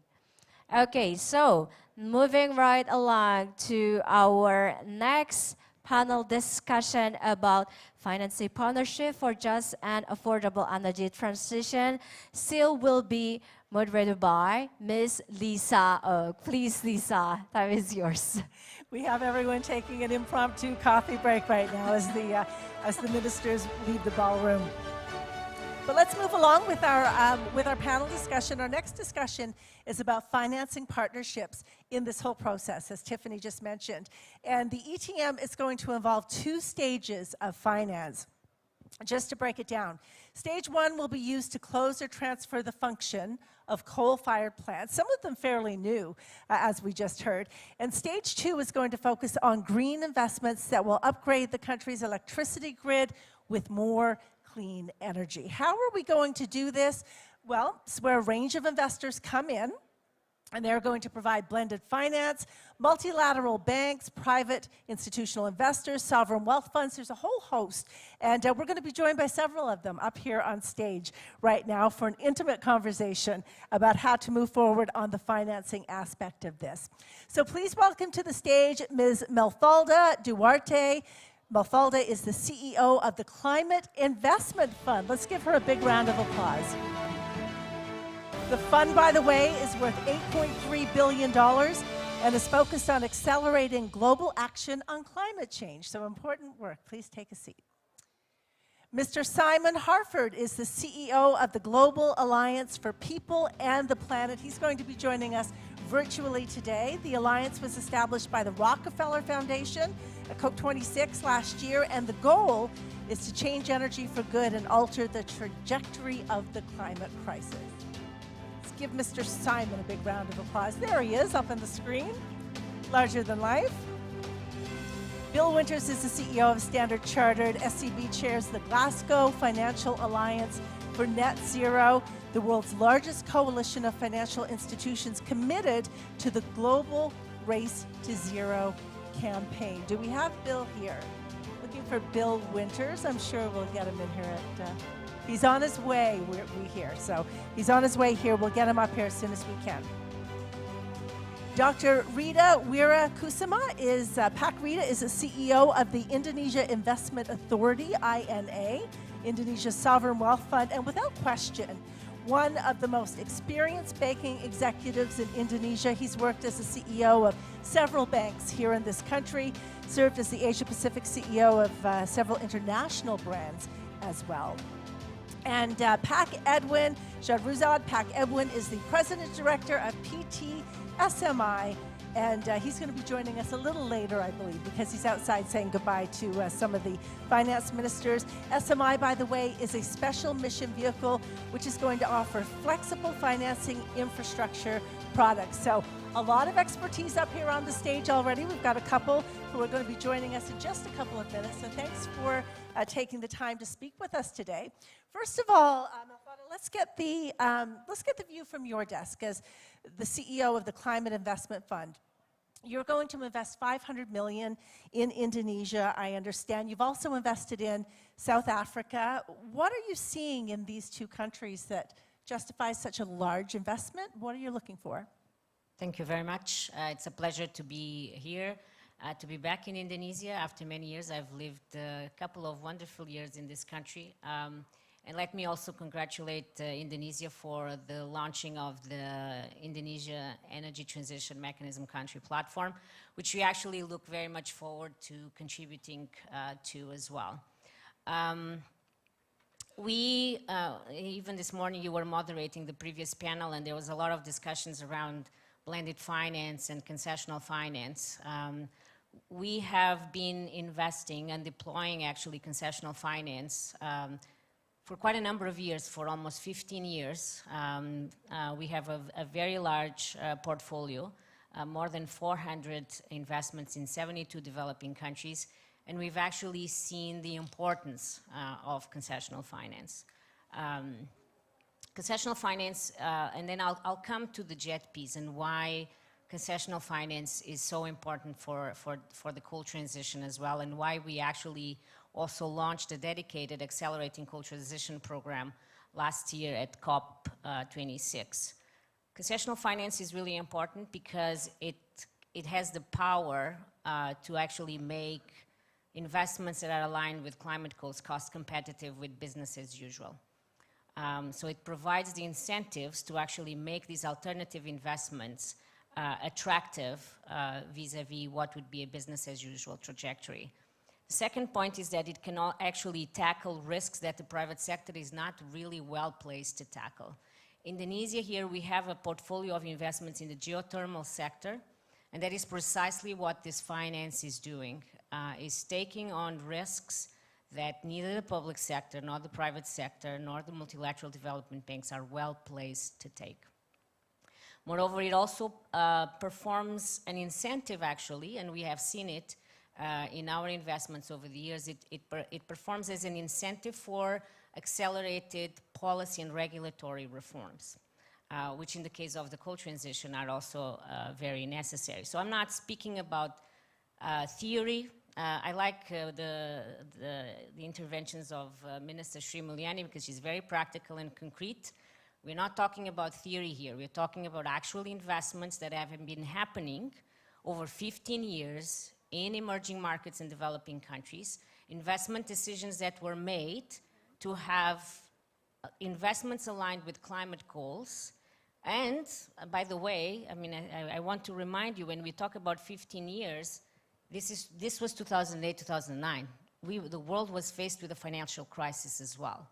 And these investment decisions were made based on these incentives and this support that was made available to countries like Indonesia and others.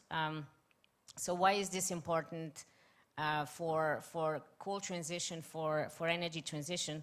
Precisely because some of the elements we heard this morning, here in Indonesia, for example, the average life of the coal fleet is around 12 years or below. There's a lot of economic life in these assets still.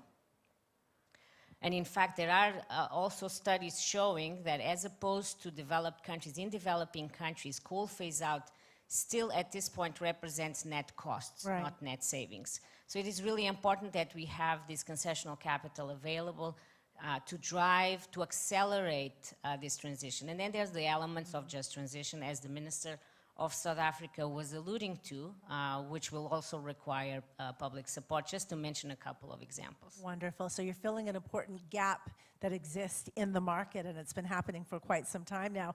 Simon, would like for you to jump in here as well. That your organization supports emerging markets like Indonesia, South Africa, Vietnam, other governments who are trying to make a transition on energy. What have you learned so far? What trends have you identified? Thank you so much, and good morning. I assume you can hear me okay, and I'm very sorry that I can't be there with you in person. But it's good to see my colleagues Rita and Mafalda on the stage, with whom we're working closely with all of this. I also want to commend Indonesia for their commitment and leadership to this transition. It is complicated, and Minister Sri Mulyani particularly has shown enormous leadership about the action that is required to move beyond the theory and the words. And we are delighted to be supporting Indonesia as the Global Energy Alliance. In terms of our learnings from the JETP process, as you said, we've been working for a long time with many countries, including Indonesia and South Africa, on their energy transition. A few observations. First of all, the JETP itself is a new model launched at Glasgow last year with a funding package for South Africa. And we think that it's a good model that is being learnt about to see what role those donor countries can play in the funding. The fact that it's country-led by South Africa and by Indonesia and others is crucial in our view. And there's a lot of learning that's gone on. So the opportunities for Indonesia and Vietnam and other countries to learn from the experience that South Africa has gone through, we see as crucial. And it's one of the roles that we can play as the Global Energy Alliance to help sort of share the learnings and join those dots and try and accelerate the innovation and the learning that's taking place in the JETP. But secondly, the JETP funding package is a tiny part of what is needed to deliver these transitions. So for example, in South Africa, the funding package is $8.5 billion. The country will need hundreds of billions of dollars to achieve its energy transition. So all of us must ensure that we can maximize the role of development finance, of the private sector, and the right combination of funding as well, as other speakers have said. This cannot result in an excessive debt burden on the countries. It needs the right combination of concessional capital and grant capital. And that's where philanthropy can also help, which is providing more flexible capital, moving very fast, and crucially, being non-commercial, how we can support the just aspects of this. And we are working closely with Indonesia to try and support the just elements of their transition. We also work very closely with partners throughout. And again, like others, I want to pay tribute to the role of the Asian Development Bank, who are showing true leadership and innovation in this space, along with other partners such as the World Bank, the CIF funds, FCDO, and many others. So it's not only a small part of the money that is required, it's also only one small part of the actions required. An energy transition is a highly complicated shift of the entire economy and society. And the funding from the JETP is but one part of what's required. It's complicated. The government, in our view, needs a plan which picks up all the aspects of the transition. It also needs to figure out its method of implementation. The plan is one thing, but the implementation is different and more complicated. And part of that are all the enabling steps that a government would need to put in place to unleash the power of the private sector. And I'm sure we'll hear shortly from Ina on that. Yes, absolutely. And so sorry, I'll jump in here. I'll jump in here for a moment because I want to pick up on what you were saying about the collaboration that's required. And I want to go to Pak Rita now, who is the CEO of INA, $5 billion in capital. And welcome, Bill. Welcome, Bill Winters, who's the CEO of Standard Chartered as well. We'll get to you in just a moment, Bill. But right now, Pak Rita, I want you to tell us about the role that Indonesia's Sovereign Wealth Fund is going to play in the country's transition to green energy. What's your perspective on this? Thank you. Just by way of introduction, INA was set up early last year. It has a dual mission of, making risk-adjusted return to build wealth for future generations, as well as helping Indonesia develop sustainably. That sometimes is a delicate balance because on one side you probably say, well, this is risk-adjusted returns, but the other one, may not be. But it's actually, if you select well, you could accomplish both. Now, specifically on ETM, we have been active. First and foremost, you actually saw us signing an agreement to go after retiring one specific IPP, which is the Cirebon today, with the help of quite a number of institutions, among others our Standard Chartered Bank, just because Bill is sitting next to me here. But literally from us, the way we contribute is not so much on the policy, but I think I want to echo Mafalda. It's actually really when, there's a saying, when the rubber meets the road. So we actually are going in, funding, executing, signing documents, going into the financial models, figuring out exactly what the risk-adjusted returns for everybody's involved.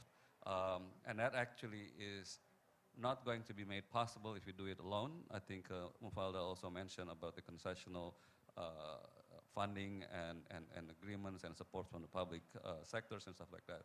But I just also wanted to share additional challenges that we need to look after, especially in investing in developing market, including legal and tax and foreign currency risk and transparency of procurement process and things like that. So a lot of things. So sometimes if you ask me what exactly is our real contribution, is to actually translate what the dreamer or the policymakers are, and we are the one executing it right until we sign the dot and the money funded. Wonderful. You know, I love the saying, when the rubber hits the road. And as a former CNBC presenter, I have to ask you all about returns. We know that you're doing wonderful things with this concessional finance and going into such an important area, but how are the returns, the fundamentals for investors? We are always co-investing with other investors. To give you an example, we got into investing in digital infrastructure alongside with the names like, in this case, GIC, ADIA, ADQ. On the toll road platform, we are actually investing alongside the names like APG, which is the pension fund of Holland, CDPQ from Canada, as well as ADIA from UAE. So those are some of the examples that we are doing alongside with them. The questions of returns is a pretty delicate one, because all I can say is these partners that we have, they have options. They can invest in Indonesia, they can invest in South Africa, they can invest anywhere. It has to fulfill their own returns. We actually are giving returns the same exactly like they are. So if you want to ask me exactly what the level of returns, you could also ask them, because it'll be the same. Wonderful. Thank you so much. Now, Mr. Winters, welcome to the stage. When we were introducing you in the beginning, we were pointing out that SCB chairs the Glasgow Financial Alliance for Net Zero, very important, largest coalition of financial institutions committed to zero emissions globally, trying to get us down there. Give us your perspective in this role, because it hasn't been that long. It's only been about, what, a year. What's been the biggest challenge for mobilizing capital, or what will be, that you can see from this point on? Because we're talking about $150 trillion in potential capital. Well, first of all, it's really nice to be here, and I'm sorry to have come in late. We got stuck in the departure traffic, I think. The GFANS was set up a year ago, as the name suggests, at Glasgow. But it's the coming together of a number of efforts that have been in place for some time. So we chair the Net Zero Banking Alliance. There's a separate Net Zero Insurance Alliance and Asset Managers Alliance. And the objectives for each of us are to set the framework for financial services to play its part in the migration to a zero carbon economy. And you know, this takes many different forms. There's Standard Chartered, or any bank. The bulk of our emissions, well over 95%, come from the result of our financing activities. So we take responsibility for our clients and their emissions. Of course, if they don't reduce their emissions, we don't reduce ours. So how do we make that happen? Well, first and foremost, we have to have an agreed baseline. Where are we starting? And data has been lacking in this space. So having a basic agreement on how we define the starting point is the first place to start. And GFANS is doing a lot to obviously work with industry to understand, well, what are the emissions today, and what's a reasonable pathway, referring to the most important organizations like the Science Based Target Initiative, to define what an appropriate transition pathway is. Then we get to the hard part, and I think maybe this is your rubber hits the road question, which is paying for it, because it's great to have plans, it's great to have a good baseline, but if this requires real money, and it requires real money today, where the returns may not come for quite some time, or in terms of strict financial returns may never come.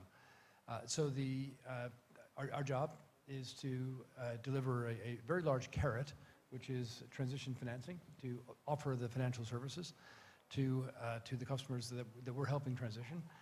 There's also a bit of a stick, which is to be clear that for those clients of ours that are unwilling to make a serious undertaking to reduce their emissions, we just won't be able to commit our capital to them any longer. And of course, it's not just us, it's their supply chain is also pressuring them. Their stakeholders, their governments, regulators, shareholders, employees are also pressuring. But there's a carrot and stick approach. that we're taking. Thankfully, overwhelmingly, we've been able to rely on the carrot, which is we have committed to delivering over $300 billion of financing to finance a just transition. All right, wonderful. And that definitely gets us started. Yeah, and not an easy assessment process, I'm sure, when you're deciding which projects get the funding. Melfada, I'd like you to jump in here and talk a little bit about how the J, just, in this entire process, it's important. Not just important, I think it's actually critical. I think, I say this often, we have to understand that we will have to go through massive transitions across the sectors if we are to meet the climate goals. And we have to do it at a speed and at a depth that not necessarily we have experience with historically. And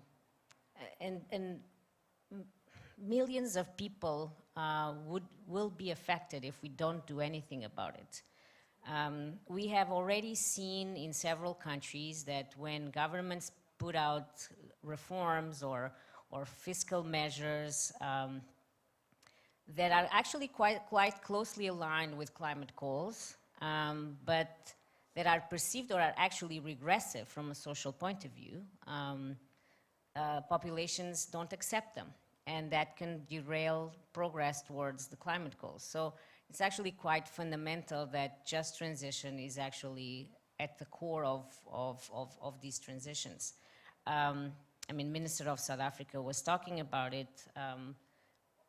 When we talk about coal, by the way, when we talk about just transition, it's not just the energy sector. This will be across sectors. This will apply to the land sector, agriculture, it will apply in the water sector. So it's not just an energy sector dimension. But when we talk about, for example, coal transition, and you have the example of South Africa, but India, others, that we've actually ourselves analyzed, what does this mean? You start to unpack that and you understand that we're talking about the direct jobs in the coal mines, in the coal-fired power plants. You're talking about the supply chain, the businesses in the communities that would stand to be affected. You're talking about the fiscal revenues to the local governments, which in turn finance social services that are provided to the communities. It could also mean revenues, fiscal revenues to the national governments. So there's multiple dimensions, and this is not going to happen organically. This is one thing that we have to understand. This is not going to happen organically.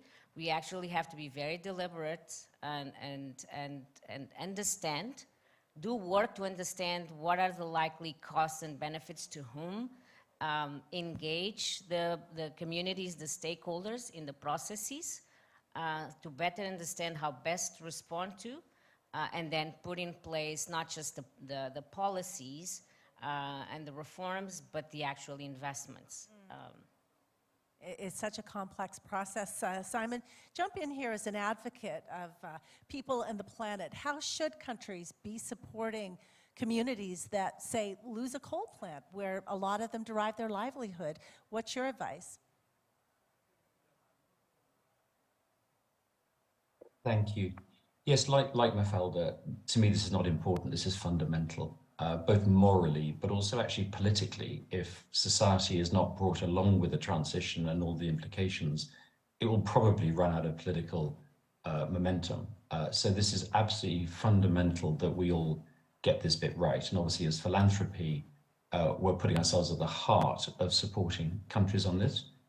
I want to emphasize this has been done before. We've all seen countries shift their economy through various different economic sector revolutions, whether it's textiles or indeed coal from my own country, what we're seeing with tech now. So it can be done, but it's complicated and one's got to be very focused on it. It needs new economic planning in energy.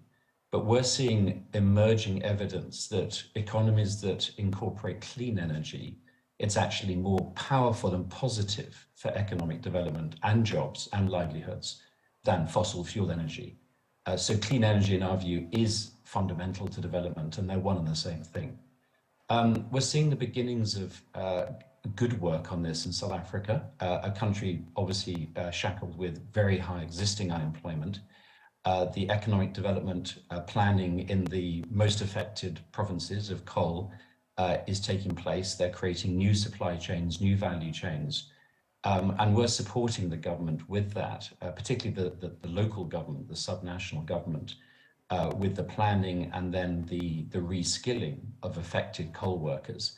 We are just at the beginning of this, but we funded both the economic development planning on the job side, where will the jobs come from, and then secondly the reskilling programs to start the early groups of affected workers. So there is a way through this, but it requires both government and philanthropy and others to come together with some very intentional planning and implementation. All right, thank you so much for that. Okay, welcome to the stage, Pak Edwin Shahruzad. He is joining us now. Pak Edwin, let's get your view as President Director of PT-SMI. We were talking about the 2 stages of finance that's going to be required for this ETM, and you're involved in stage 1, helping to shut down some of these coal plant operations. So we have the concept in place. So from your perspective, what do you think is needed in terms of concrete action? Okay, I think with regard to the concrete action, we have to go back to our goal. Yeah. It's just an affordable transition. So I think within this context, the transitioning should be following principle, yeah, that it has to be just and affordable. What is defined as just and affordable? I think Bu Menteri has already mentioned about the 3 win. Yeah, it is. It has the consequences to the better balance sheet of PLN. And also it has the consequences of to the better cost of production of electricity for the people, and it brings also the element of carbon reduction. Yeah. I think within that context, we as a development finance institution, it is our now our challenge, yeah, to provide facilities, yeah, whether it is program financing or project financing, because that is relevant to achieve that goal. Finance follow investment and follow development, and I would be more focused on the stage 1, which is relevant to us, that we are going to provide a sort of project financing, but this time around is quite different because project financing deals with new money, but this is going to be dealing with the refinancing money. So I think our approach is pretty simple. We provide a blended finance facility, yeah, that expectedly can offer a lower cost of capital. So and I think this is just the beginning of the journey. So we would be very happy to explore, of course, with our counterparty, especially PLN, and achieving that objective. So simple in theory, perhaps not so simple in terms of execution. It sounds quite complex. What's the role of catalytic capital in your job right now as you try to get these industries transitioning? Yeah, I think with regard to getting a lower cost of capital that we can offer to the project or as a program. So we need some complementary partners. Yeah, of course, the first one, I think the most important one is the government. And the government has shown commitment. And I think within the corridor of fiscal, I think we would try our best to get an access to the government support. And this is, I think, things that have been done quite frequently by PT-SMI. So we are confident that we can get that luxury, so we can get an access to government support so that we can channel through or pass through to our client as a facility. That's number one. And the second one, I think we also collaborate with partners, philanthropy, knowledge partner, as well as technical assistance partner. So blending it into one. At the end of the day, it is the facility, the technicalities, yeah, the offering that is gonna, determine the success to achieve that goal. This is just the beginning of the journey. Thank you. Wonderful. I'm hearing so much about collaboration and the importance of this being a just process in terms of who gets the funding and how it's targeted. Bill, what do you need? What do you need from a policy and a regulatory perspective to allow blended finance to really scale up? Because there's a tremendous amount of political will here. That's clear. Tell us specifics on what's needed from your desk. Yeah, I think there's tremendous political will that's not matched by financial will. So the first thing we need is money. I think the developed countries in the world have to play their fair part in the just transition for the rest of the world, and we're not as yet. So I would significantly upfund the MDBs in the world and would change the mandate of the MDBs to provide more first loss capital rather than what they're doing today, which is providing pari passu or even senior capital relative to the private sector. The consequence of that today is that we've got a woefully inadequate amount of public funding going into the just transition. And the leverage factors, so for every $1 of money that's coming from the MDBs, we're only getting about 95 cents of money coming from the private sector.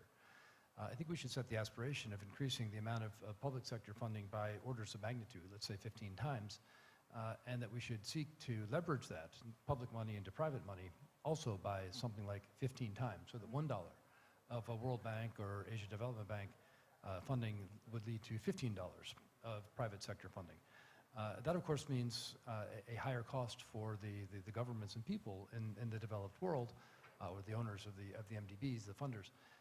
But surely this problem that we're facing warrants that kind of incremental investment. So the political will is wonderful, but unfortunately, if it's not paid for with real money, political will translates into nothing. So that you asked about regulatory changes. That's a funding change, but I think the private sector is willing and able to come in if the public sector provides the catalyzing capital. Right. And Pakrita, would love you to jump in here as well. Your perspective similar to what we've been hearing Bill say? Yeah, I agree with a lot of things that have been said by other panelists, but let me just add a couple things. Yeah. We talk a lot about partnership. That actually involves a number of stakeholders. We mentioned a lot about regulators. We mentioned about country platform like SMI. We mentioned about the philanthropic foundations. We talk about the financial institutions and private monies and stuff like that. We should also talk about exactly how the electric company or the energy company, which probably haven't mentioned here, as also the key ingredients and the key components. I think we talk about if we really want to make sure that the blended finance works, for example, we have to cover every single one of them, meaning there has to be not only a political will from the government, but the state electric company also have to bless that, yes, it is okay for them to move from one obligor to the other ones. It also has to involve the banks that actually are being regulated. Now they should say, yes, you can lend if it is transition, because a lot of times that taxonomy is not there. Bill is saying, please tell me so I can lend, because it's impossible to jump from coal to renewables. I just want to make a small comment on just, if I may. People talk a lot about transition from fossil fuel to renewables. In Indonesia, over 50% of populations doesn't even have electricity. So what are you talking about transitioning? In some areas, we actually need to provide electricity.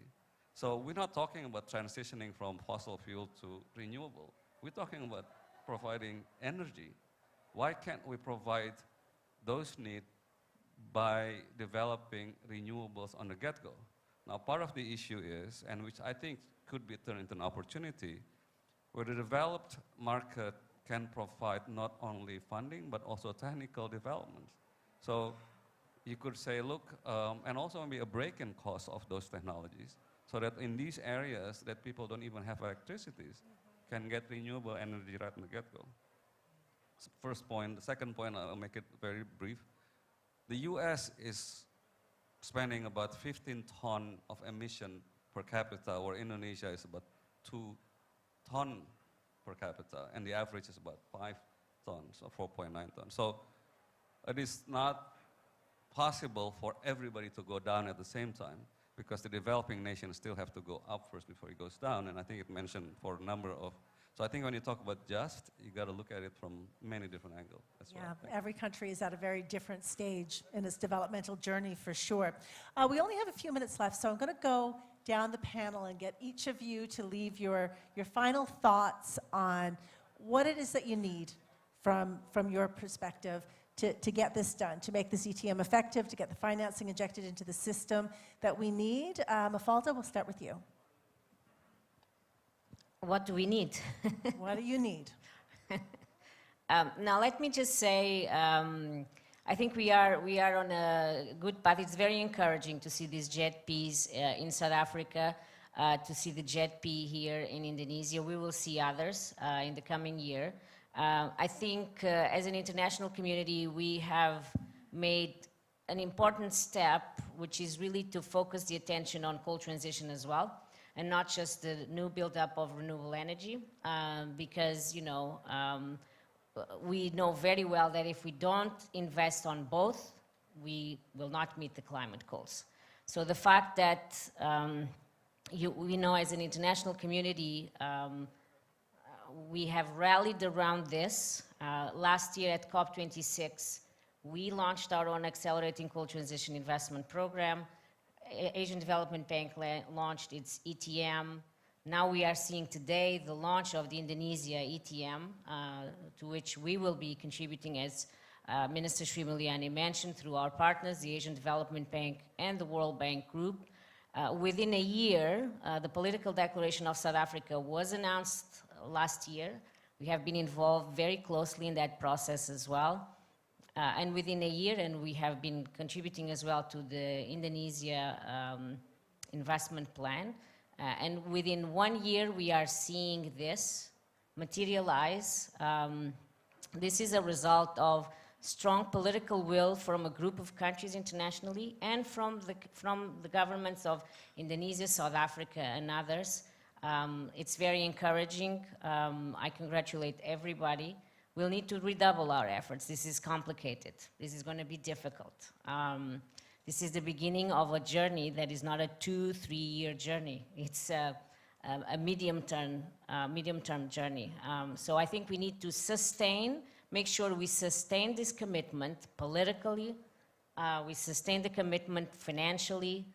We bring different partners together, partners that we've actually not seen engage before. It's great to see the philanthropics engage a lot more currently. So I think we need to sustain this and expand it to, you know, a few more countries that are actually quite critical for this agenda. Wonderful. Well said. Thank you. Simon, jump in here.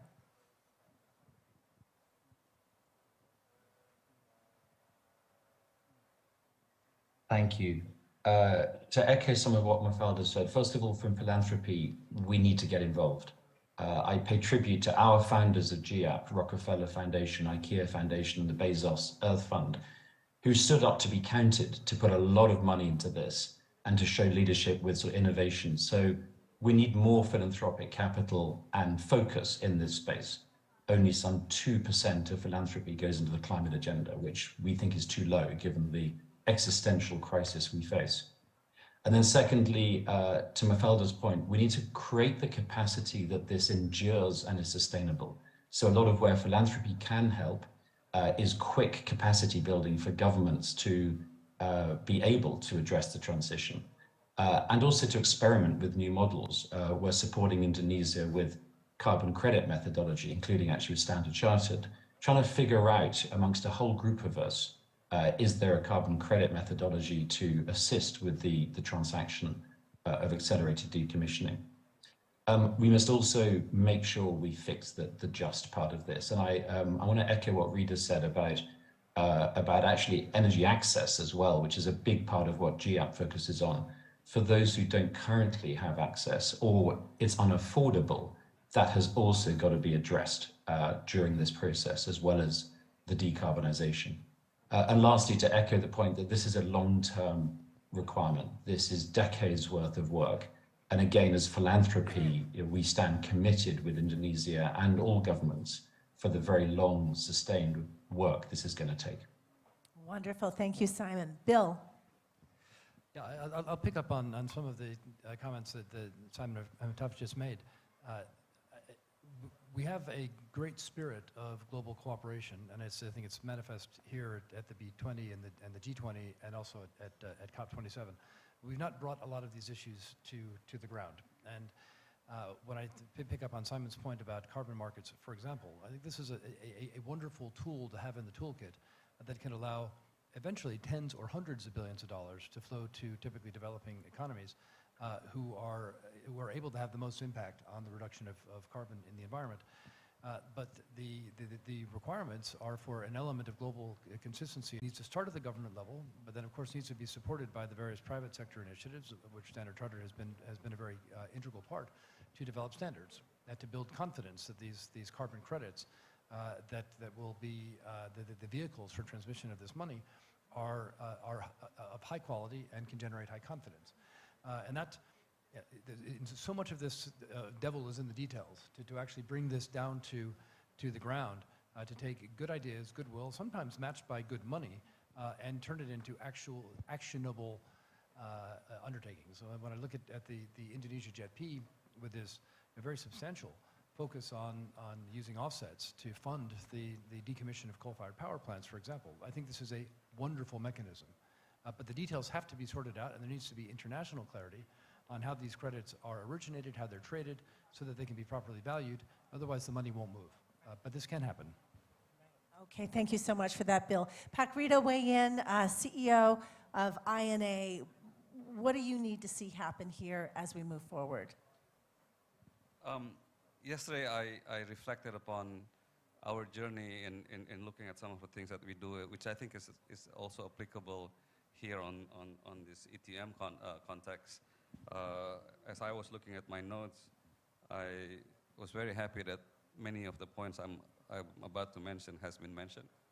So I don't have too many to ask, to add, but first point is collaborate, partner, cooperate, co-invest, and work together.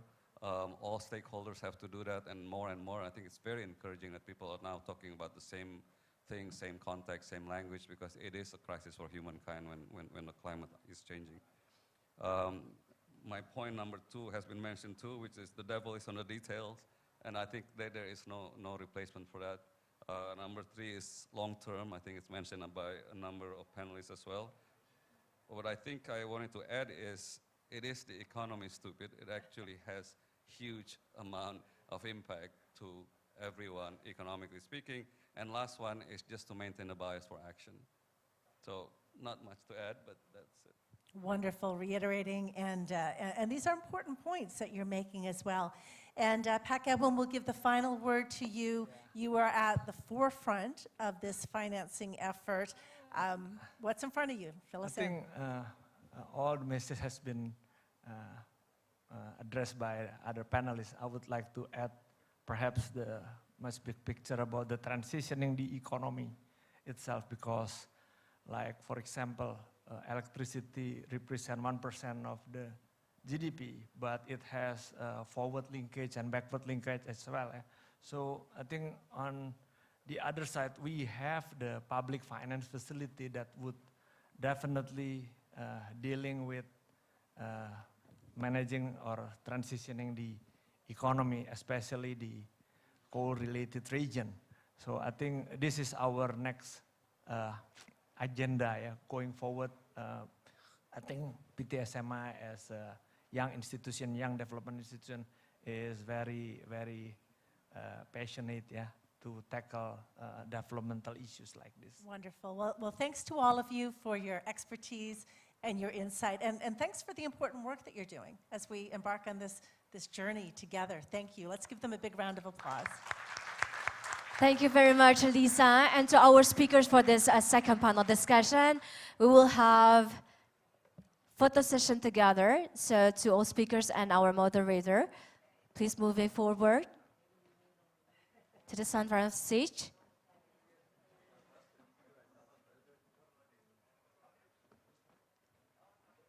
We are very glad because today we have a fruitful discussion with all speakers that are joined to this panel discussion.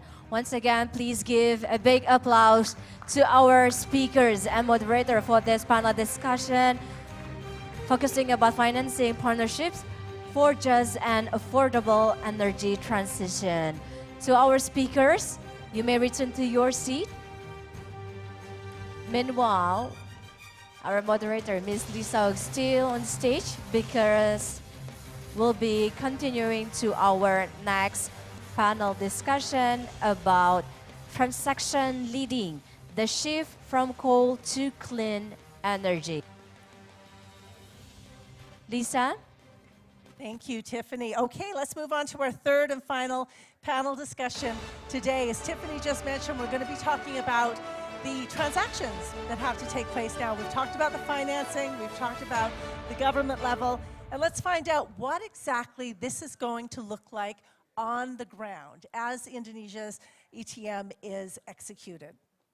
Please welcome to the stage our panelists today. We have Pak Fabrio Cacharibo. Pak Fabrio is the head of the Fiscal Policy Agency of Indonesia's Ministry of Finance, and he has a reputation for being a passionate advocate of the environment and sustainable energy.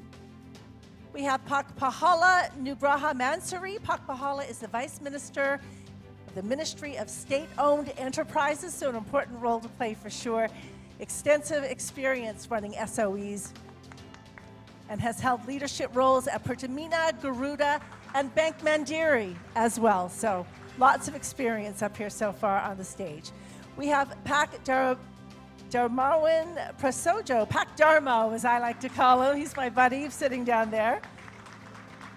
He did his postdoctorate in climate change, and one of his friends in the program called him Darth Vader for switching over into the energy side, and he's going to explain that in just a little bit.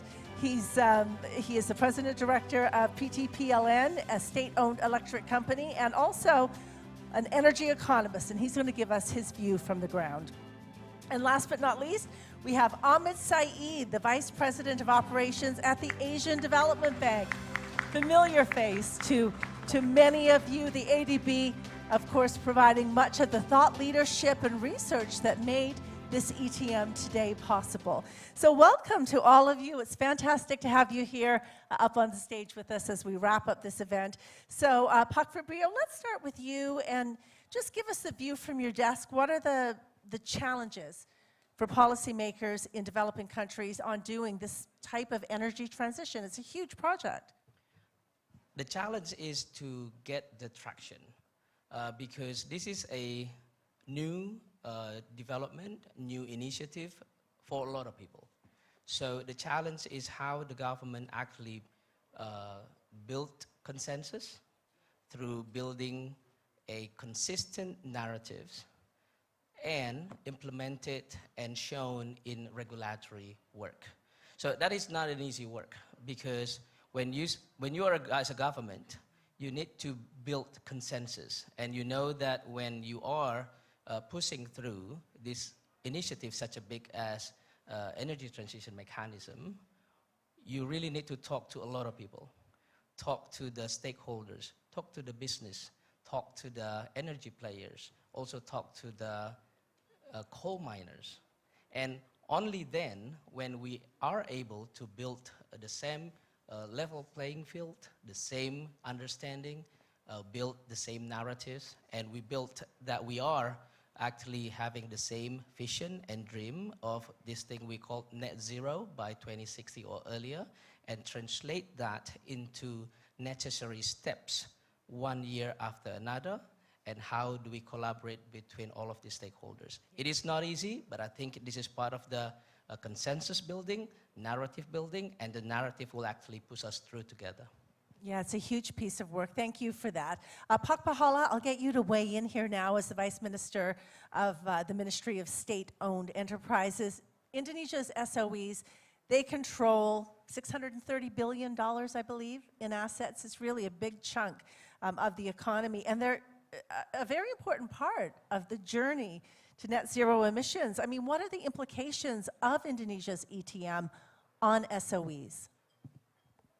Well, I think when we discuss about energy transition within the SOEs, because we have companies in electricity, oil and gas, fertilizers, as well as others, I think we are not only talking about energy transition purely in the electricity sector, but I think what we are actually launching today, which is actually energy transition mechanism, is really focusing on the electricity sector.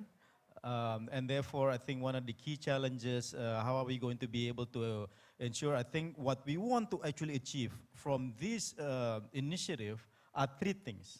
One is really about the energy transition. How are we going to be able to reduce the emissions? Which is how are we going to be able to accelerate probably the retirement of the coal-fired power plant. I think the second thing is about the continue to actually do it with the mindset of how are we going to be able to create better value for PLN, as well as create better balance sheet. That is why one of the initiatives that we have actually been pushing within the Ministry of SOEs is how are we going to be able to push forward the spin-off. As you know, right now, PLN has many of the coal-fired power plant, which is actually within their balance sheet.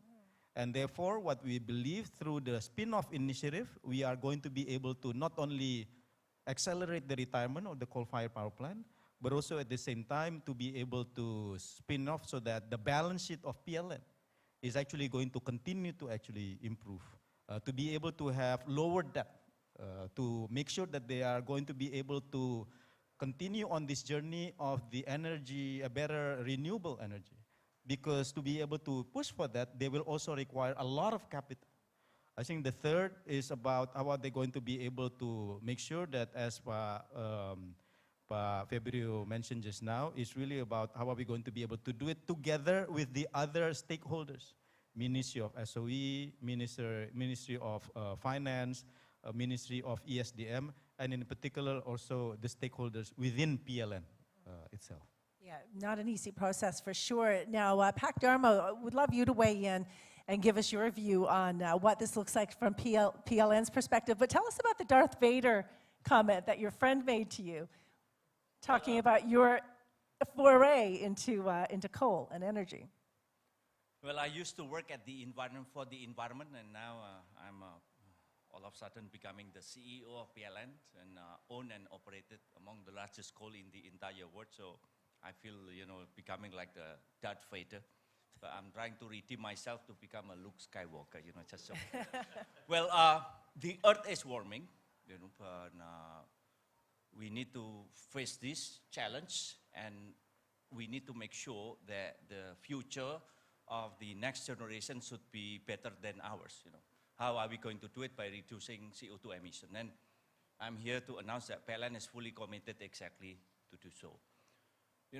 We're doing this not only because of international agreement, not only because of policy, but we're doing it because we do really care. So now, how are we going to walk the talk? Last year, during the planning of the design of the national electricity planning, we already removed 13 gigawatt of coal in the planning phase. So avoiding 1.8 billion of metric tons of CO2 emissions in the span of 25 years. I said enough, no, it's not enough. So we remove also 1.1 gigawatt of coal and replacing it with renewable energy running as a baseload.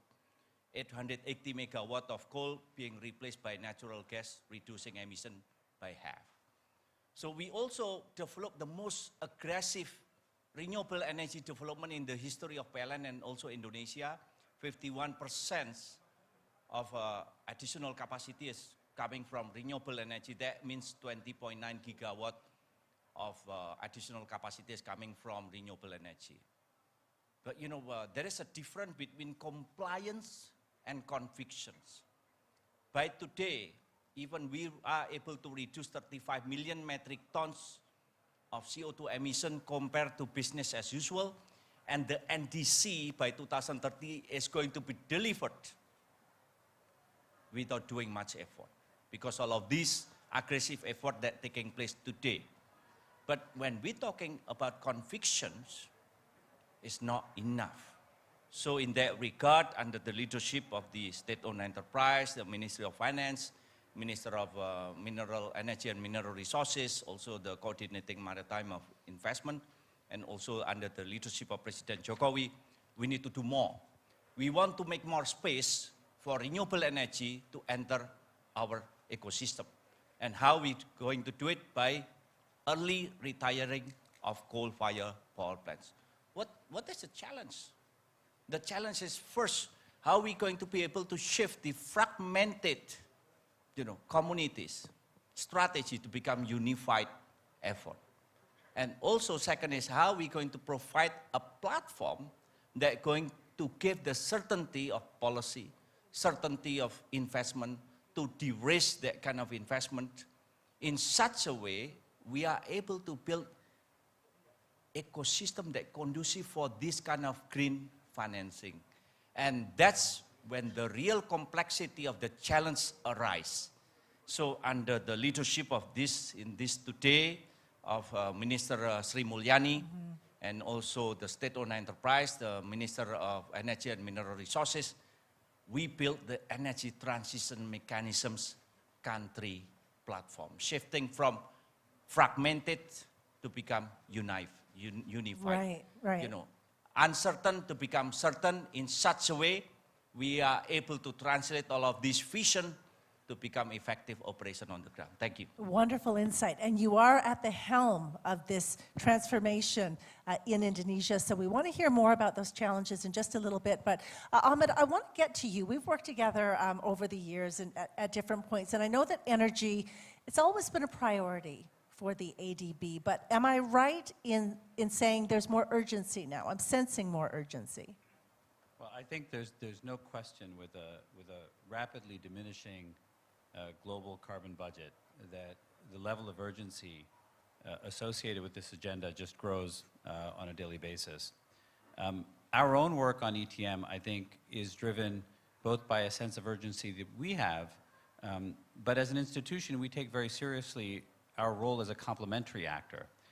This is Indonesia's energy transition mechanism.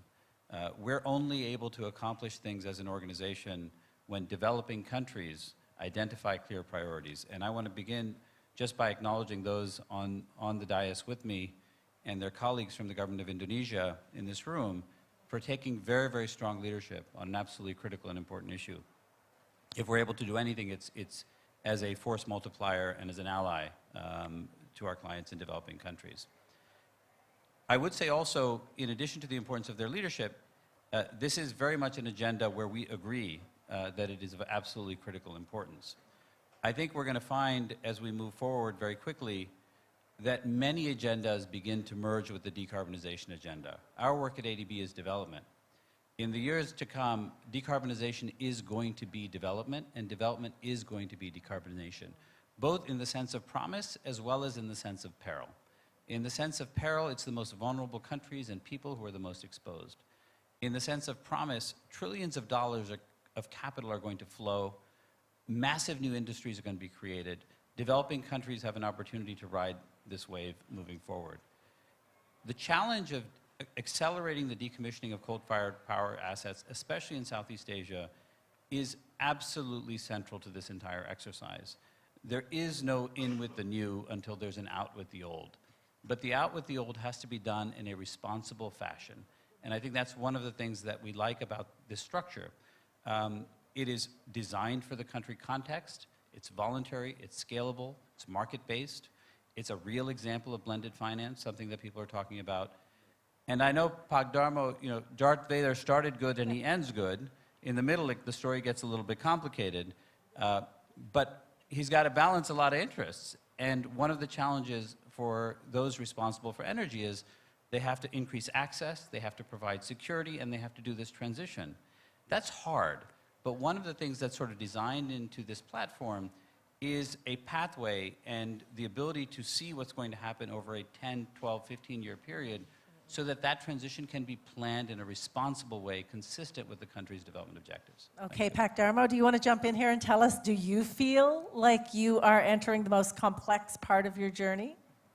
Well, this is becoming a very complex problem. At school, we study about the economic modeling. And here in the economic modeling is certainly like, it's becoming a multiple conflicting goals. But we need to solve it inside.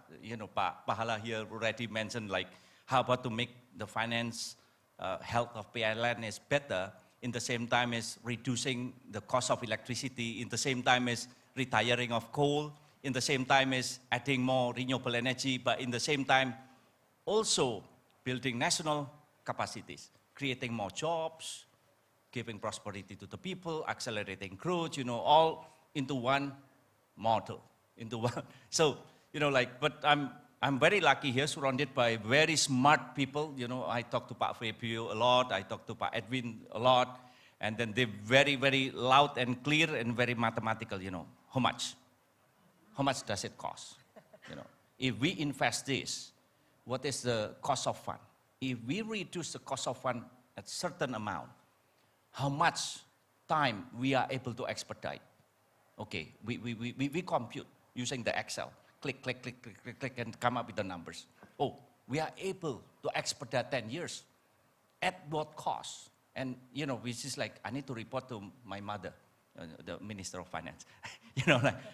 How much does it cost per ton of CO2? And how much does it cost, giving the fiscal burden to the state budget? So the discussion is really operational. And how are you going to maintain the energy security for the Indonesia? Are you able to reduce costs? How it's going to affect the financial health of PLN?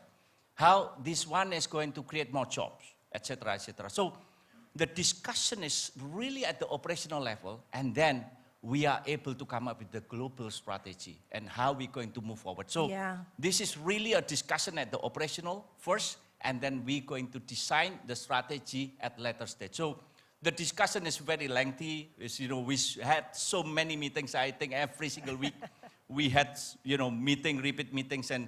And one thing is this, when it is a complex problem and we are start getting the hang of it and start understanding it and are able to comprehend, to come up with some kind of a global strategy to move forward, it's really giving us some kind of satisfaction, deep in our heart. Absolutely complex. And as the minister was saying this morning, it's a balance between pragmatism and commitment. It's not an easy thing to pull off. I'd like Pak Fabio and Pak Pahala to weigh in now about your tricky area that lies in front of you. Everyone has a view from their desk. Everyone knows what their challenges are going to be. What do you see in your respective offices? Well, I think for us within the Ministry of SOE, we are basically the shareholder of PLN. So obviously the intention and the mindset that we actually have is how are we going to be able to continue to do this, whilst at the same time, as we actually mentioned just now, to make sure that the financial viability of PLN will continue to be very, very positive. That is actually one thing. The other thing, as the Ministry of SOE, obviously we are actually part of the government. And right now, the energy sector is one of the sectors with the highest subsidy, including that in the electricity sector. So how are we going to be able to do this transaction without actually burdening additional cost to the government? Because even at this point, it is actually already very costly, even though that maybe electricity is only 1/5 of the 600 trillion rupiah, $40 billion of money that we are actually spending on subsidizing and giving compensation to the energy sector. So that is actually the second thing. The third, again, I came from a banking background. There is an obvious reason why the two vice ministers within the Ministry of SOEs are ex-bankers. because at the end of the day, everything comes with the money. Who actually pays for it? How are we going to be able to find the financing for it? And so therefore, I think the third thing, and we are actually happy that the country platform is actually being launched today, because at the end of the day, who bears the cost? And what is actually going to be able to allow this financing? Including that, because right now, I don't know whether the discussion is, but whether the financing that is actually included in the ETM is already considered as the green financing taxonomy. Because when we talk to the fellow state banks, they are actually very excited about it.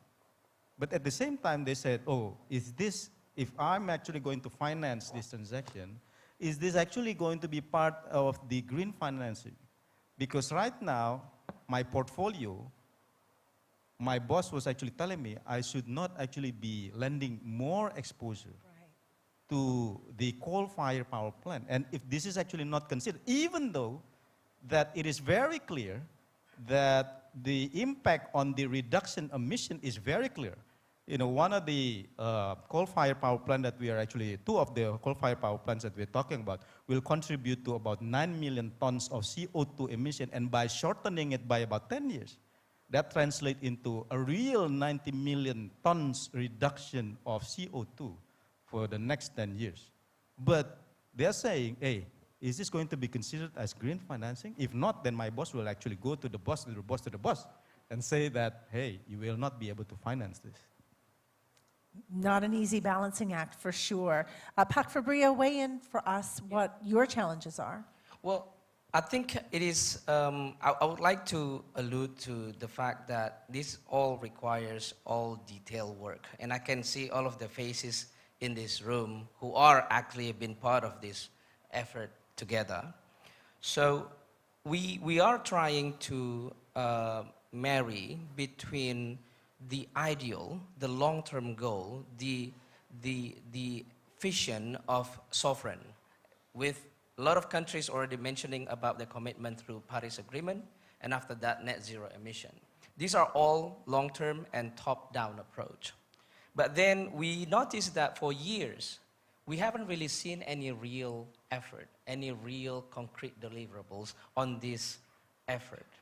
So we talk to ourselves, and we talk among ourselves, we say, what does it take really to reduce 1 ton of emission from coal-fired power plants? And we go into the detail like Pak Darmo mentioned. This actually requires a lot of hard work, and luckily we actually talking to the bankers. And the bankers can talk money, and with talking about money, things start making more sense. Making more sense in terms of trade-off. When you go this path, you're going to continue emitting a lot more. If you go this path, you're going to reduce emission at what cost? So there is a different calculus that's been happening in everybody's mind. And when banking calculus already playing a role here, I think the conversation start making more sense. Now, when we have things making more sense, now we collaborate and then we talk to a lot of potential investors. And clearly, we do still have some work to do. Like Pak Pahala mentioned, that there is still consensus that putting your money into coal is regarded as putting your money into coal. But when we talk about putting your money into shorten a coal-fired power plant, which is actually part of the effort of reducing of the emission compared to business as usual, this is called transition. So you can't go from completely fossil fuel to green completely. Why don't we talk about transition, and what does it cost really for us to do the transition? Hence, consensus needs to be built not only among the government, not only among the sovereigns, but also among the investors, among the financial market players. Are we talking about transition taxonomy? Are we talking about the margin that we are going to put into the difference between going into coal versus transition versus green, and how much does it cost? So this conversation is very real, and I think when we do the first step together, and this first step is actually building more credibility as we build more credibility, I think a lot of people can actually see and build more confidence on the effort together. So that's how we move forward. Yeah, it makes sense. You can't go from 0 to 60 and have that gap in energy in the middle at exactly a crucial time when you need it. Ahmed, what are the roles in MDBs of all of this?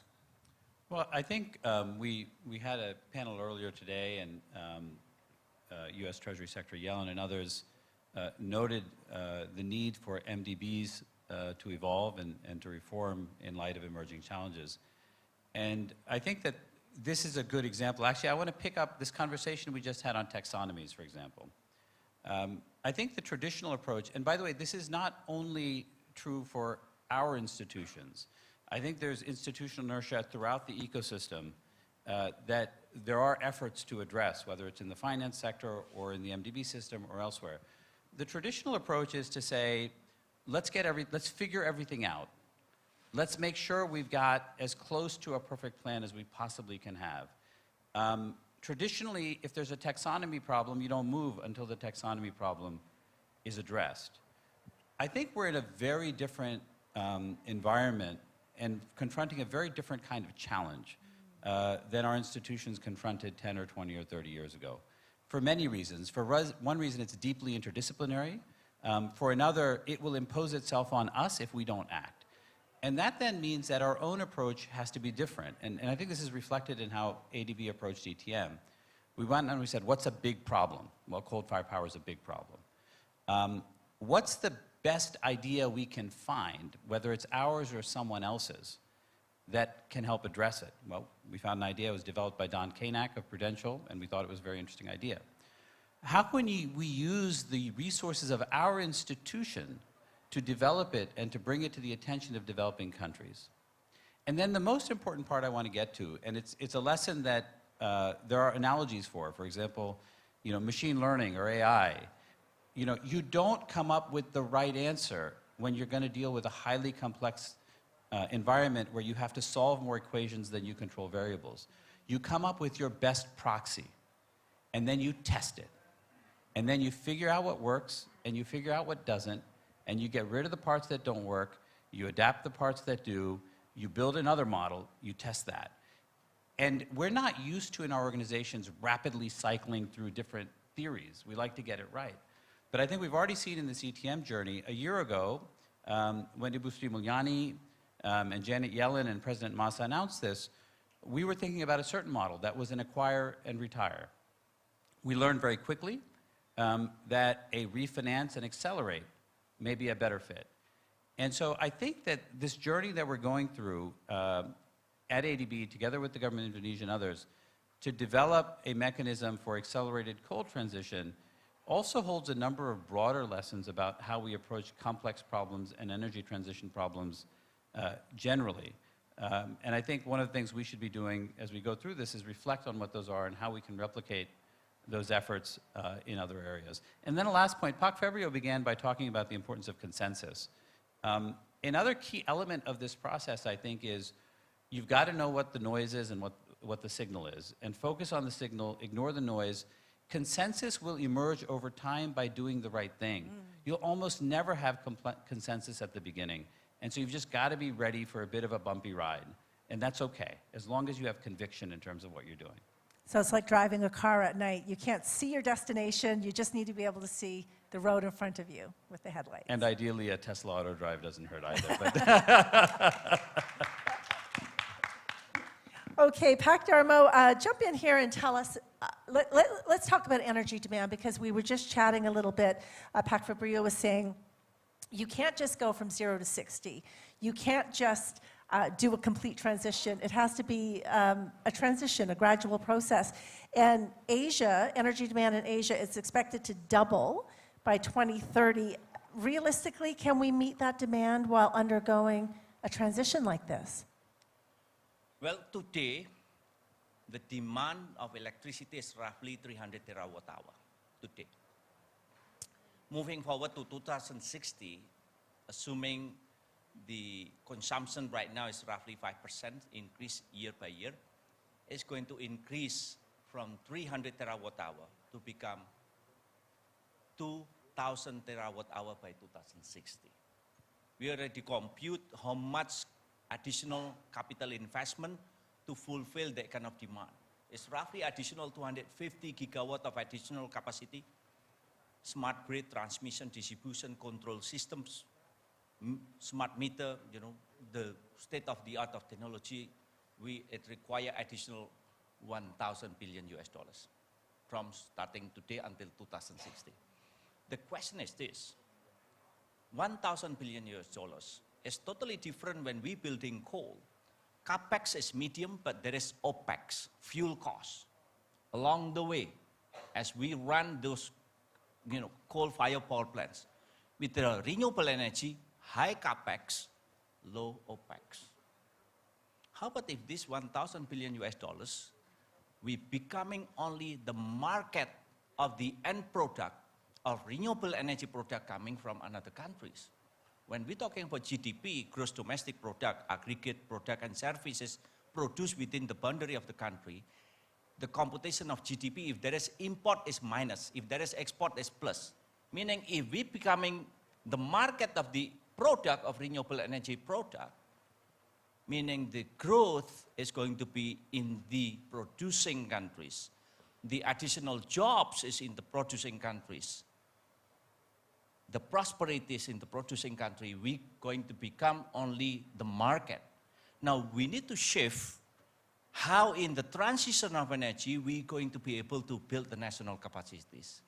We build the technical skill, we build the know-how in such a way that Indonesia is going to be able to align, as Minister Sri Mulyani already conveyed, aligning between economic growth and also environmental sustainability, in which in the transition of energy, we're going to be able to accelerate growth, to create more jobs, to give prosperity to the people, and also in the harnessing of this development of renewable energy, we are able to be the subject, not only the object. So this is a complex task. This is going to go beyond the finance. It's going to go beyond the state-owned enterprise. This is going to be how the nation is going to react this global climate change. Treating that global climate change is not only as environmental problem, but as an opportunity to expedite growth and then to become and play to active role in such a way that we are aligning environmental sustainability and also national development. Thank you. It's a huge mission, an important one. You're all such wonderful speakers. I'm going to put you on the spot a little bit and do a quick fire round of questions. I'm going to get them to answer in 10 seconds or less. They're all experts in their subject area. So we'll start with you, Pak Fabrio. What's the most exciting development or trend in energy transition that you're seeing on the horizon from your desk? Give us the view from your desk. What do you see that really gets you excited? 10 seconds or less. Electricity and also electric cars and electric motorcycles. Fantastic. Pak Pahala. I think blended financing. Second is EV ecosystem. I think building EV ecosystem will be something that Indonesia will start to actually need to be more focused on. So those end users are important. Pak Dermo. Shifting from fragmented strategy to become unified strategy, and also how we're going to be able to build the national capacity in such a way Indonesia can take the leadership of this transition of energy. Thank you. Fantastic. Ahmed. You know, I think it's important for us to always remember at the heart of this process is technology. 4 technologies, 4 prices. The cost of renewable energy, the cost of long duration storage, the cost of molecules of hydrogen, and the cost of carbon capture. We need 3 of those to drive the transition and to have a net zero world, one that's NPV positive relative to the one that we're in today. I think all of that's going to happen, and that's going to make this process win-win, and it's going to make it doable in a way and a timetable, I think that is consistent with energy goals. And it is also going to be a driver, and I think what Pak Dharma was talking about is so important. It is going to drive development progress. And countries that understand that and ride that wave will be the beneficiaries. That was more than 10 seconds, wasn't it? Okay, next question, 10 seconds or less. Wonderful answer, Ahmed, thank you. Do we have enough time, in each of your opinions, to get emissions under control? We do have time. Actually, we have to have time, and we have to calculate it very carefully. But then what we need to do is, once we calculate it, get ready to recalibrate. Pak Pahala, do we have enough time to get emissions under control? What do you think? I think we do, but we need to start now. 2030, which is actually about, 8 years from now, is actually goes at the blink of an eye. So I think we need to start now. I think one of the things that we keep saying in Indonesia, actually, let's do this. When? Oh, before G20, so the momentum is actually G20. So now we are actually in limbo right now, so that we need to find what is actually the next momentum for us. And I think it is very important for us to continue on this very positive momentum about this energy transition mechanism that we're talking today. Wonderful, thank you. Pak Darmo. Time goes by very quickly. 2030 is a blink of an eye. So what I can convey is like we do the best we could. We move as far as we can go. We put the heart and mind into this. We go beyond our expectations. And even the NDC 2030 is already being delivered by PLN with the current effort. And it's not enough. We're going to do more. So in that regard, I believe, as always, Pak Ahmad Said here already stated that, as always, humankind innovates. Humankind is very resilient. The price of renewable energy is getting cheaper day by day.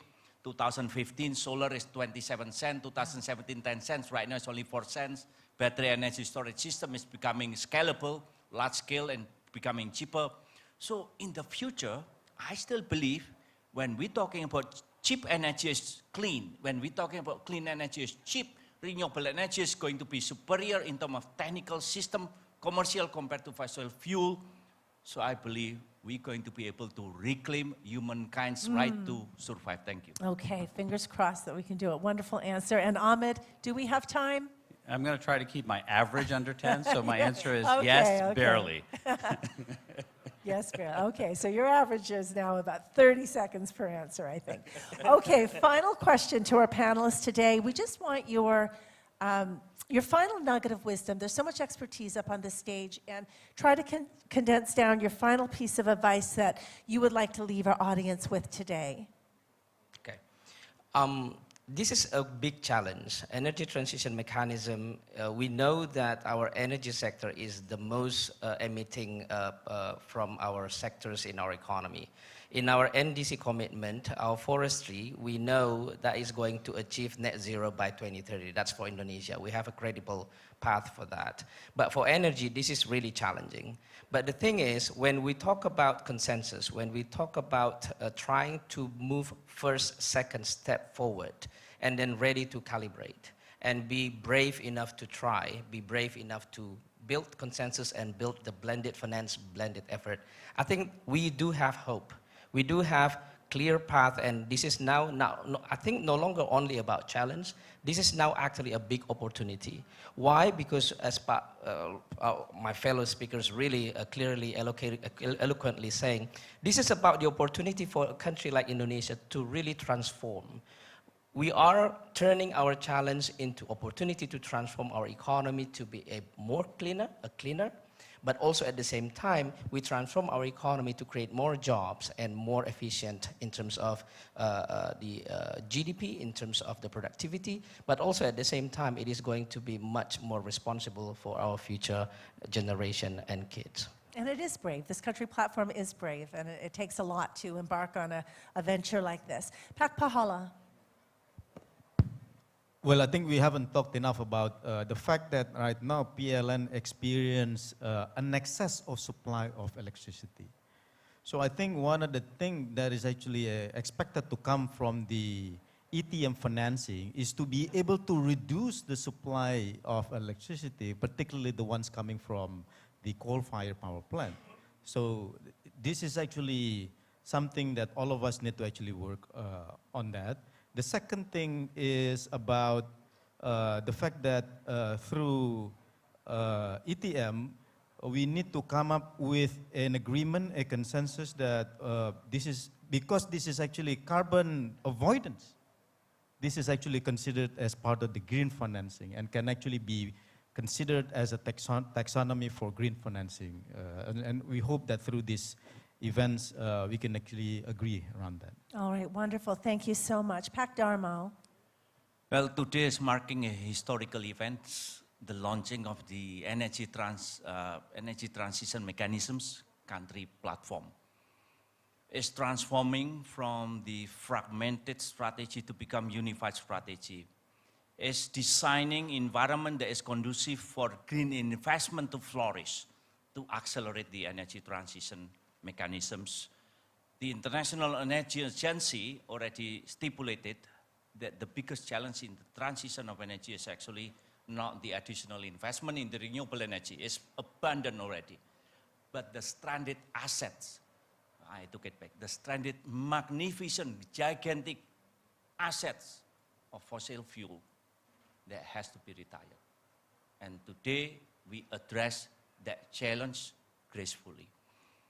What is with PLN? The world is changing, and PLN here has to change as well. We need to transform ourselves. We need to build the new core competency, new skill sets, technical know-how, that really fit, that really relevant to the challenge of the future.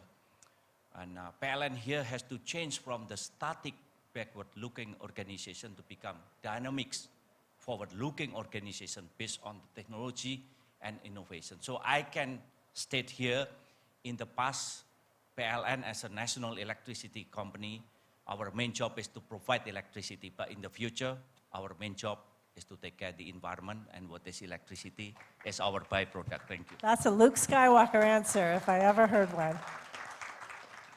And final word goes to you, Ahmed. I mean, I think from our perspective, you know, some of the key lessons are first a bias towards action. We learn by doing, and so we have to move forward. I think a second lesson for individuals and institutions is we're all going to be out of our comfort zone. It's a different and new world. Get used to that. And the third is that we're going to learn by doing. We're only going to succeed if we take the risk of failing. Wonderful. Thank you so much to all four of you for joining us. Wonderful panel. And I'll hand it back to Tiffany. Okay, thank you, Lisa. And please give a big applause once again to our speakers for the roundtable transactions leading the shift from coal to clean energy. To all speakers and our moderator, please join to the center of the stage because we will having a photo session.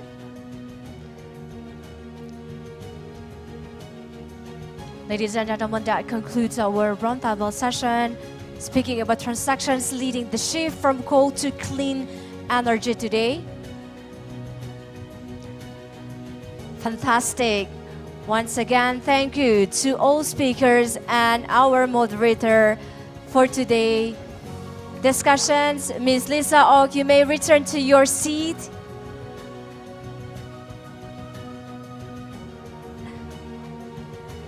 Ladies and gentlemen, today we have a lot of special program since the MMU signing ceremony, followed by high-level discussions, and followed by another panel discussion today. We hope we're all getting stronger by this agenda.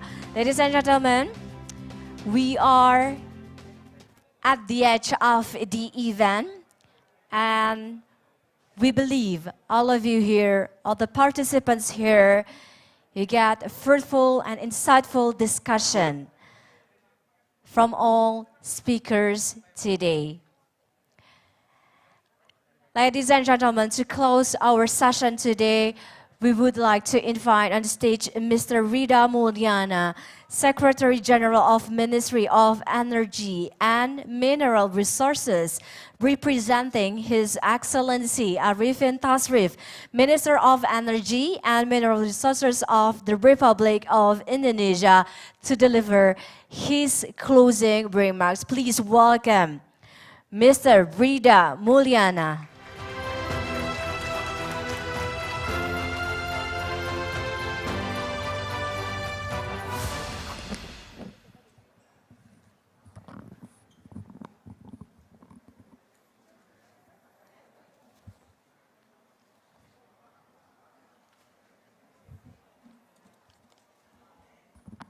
Bismillahirrahmanirrahim. Her Excellency Mrs. Sri Mulyani, or her representative, my best colleague, Pak Febrio, Excellency Finance Minister of G20 members, His Excellency Mr. Masatsugu Asakawa, President of Asian Development Bank, distinguished speaker, participants, ladies and gentlemen. Assalamualaikum warahmatullahi wabarakatuh. Very good afternoon to all of you. First of all, I'd like to convey and apologize that my Minister of Energy and Mineral Resources of Indonesia, His Excellency Mr. Arifin Tasrif, was unable to attend this event due to urgent state duties. And His Excellency expressed his appreciation, Pak Febrio, to Ministry of Finance Indonesia for organizing this prestigious event excellently. Please allow me, on behalf of Minister Arifin Tasrif, to close this seminar. Excellencies, honorable guests, distinguished speaker, participants, ladies and gentlemen, in today's high-level seminar, we have been observing the various approaches piloted in Indonesia in financing energy transition, particularly in shifting from coal to clean energy, and financing partnership for just and affordable energy transition. We have also witnessed signing of MOU and commitment partnership with the Indonesia ATM country platform. These achievements show that all parties has put their best effort to support energy transition in achieving net zero emission. As we continue to progress toward net zero emission target, it is essential to catalyze sustainable investment at scale for cleaner energy mix to assure the viability of clean energy project and using policy tool to create better environment for investment. I would like to reiterate once again that Indonesia commit in achieving the net zero emission target by 2060 or sooner. To contribute more to global emission reduction, Indonesia has submitted what we call the enhanced nationally determined contribution by increasing emission reduction target from 29% or equivalent to 835 million tons of CO2 to 32% or equivalent to 912 million tons of CO2 in 2030.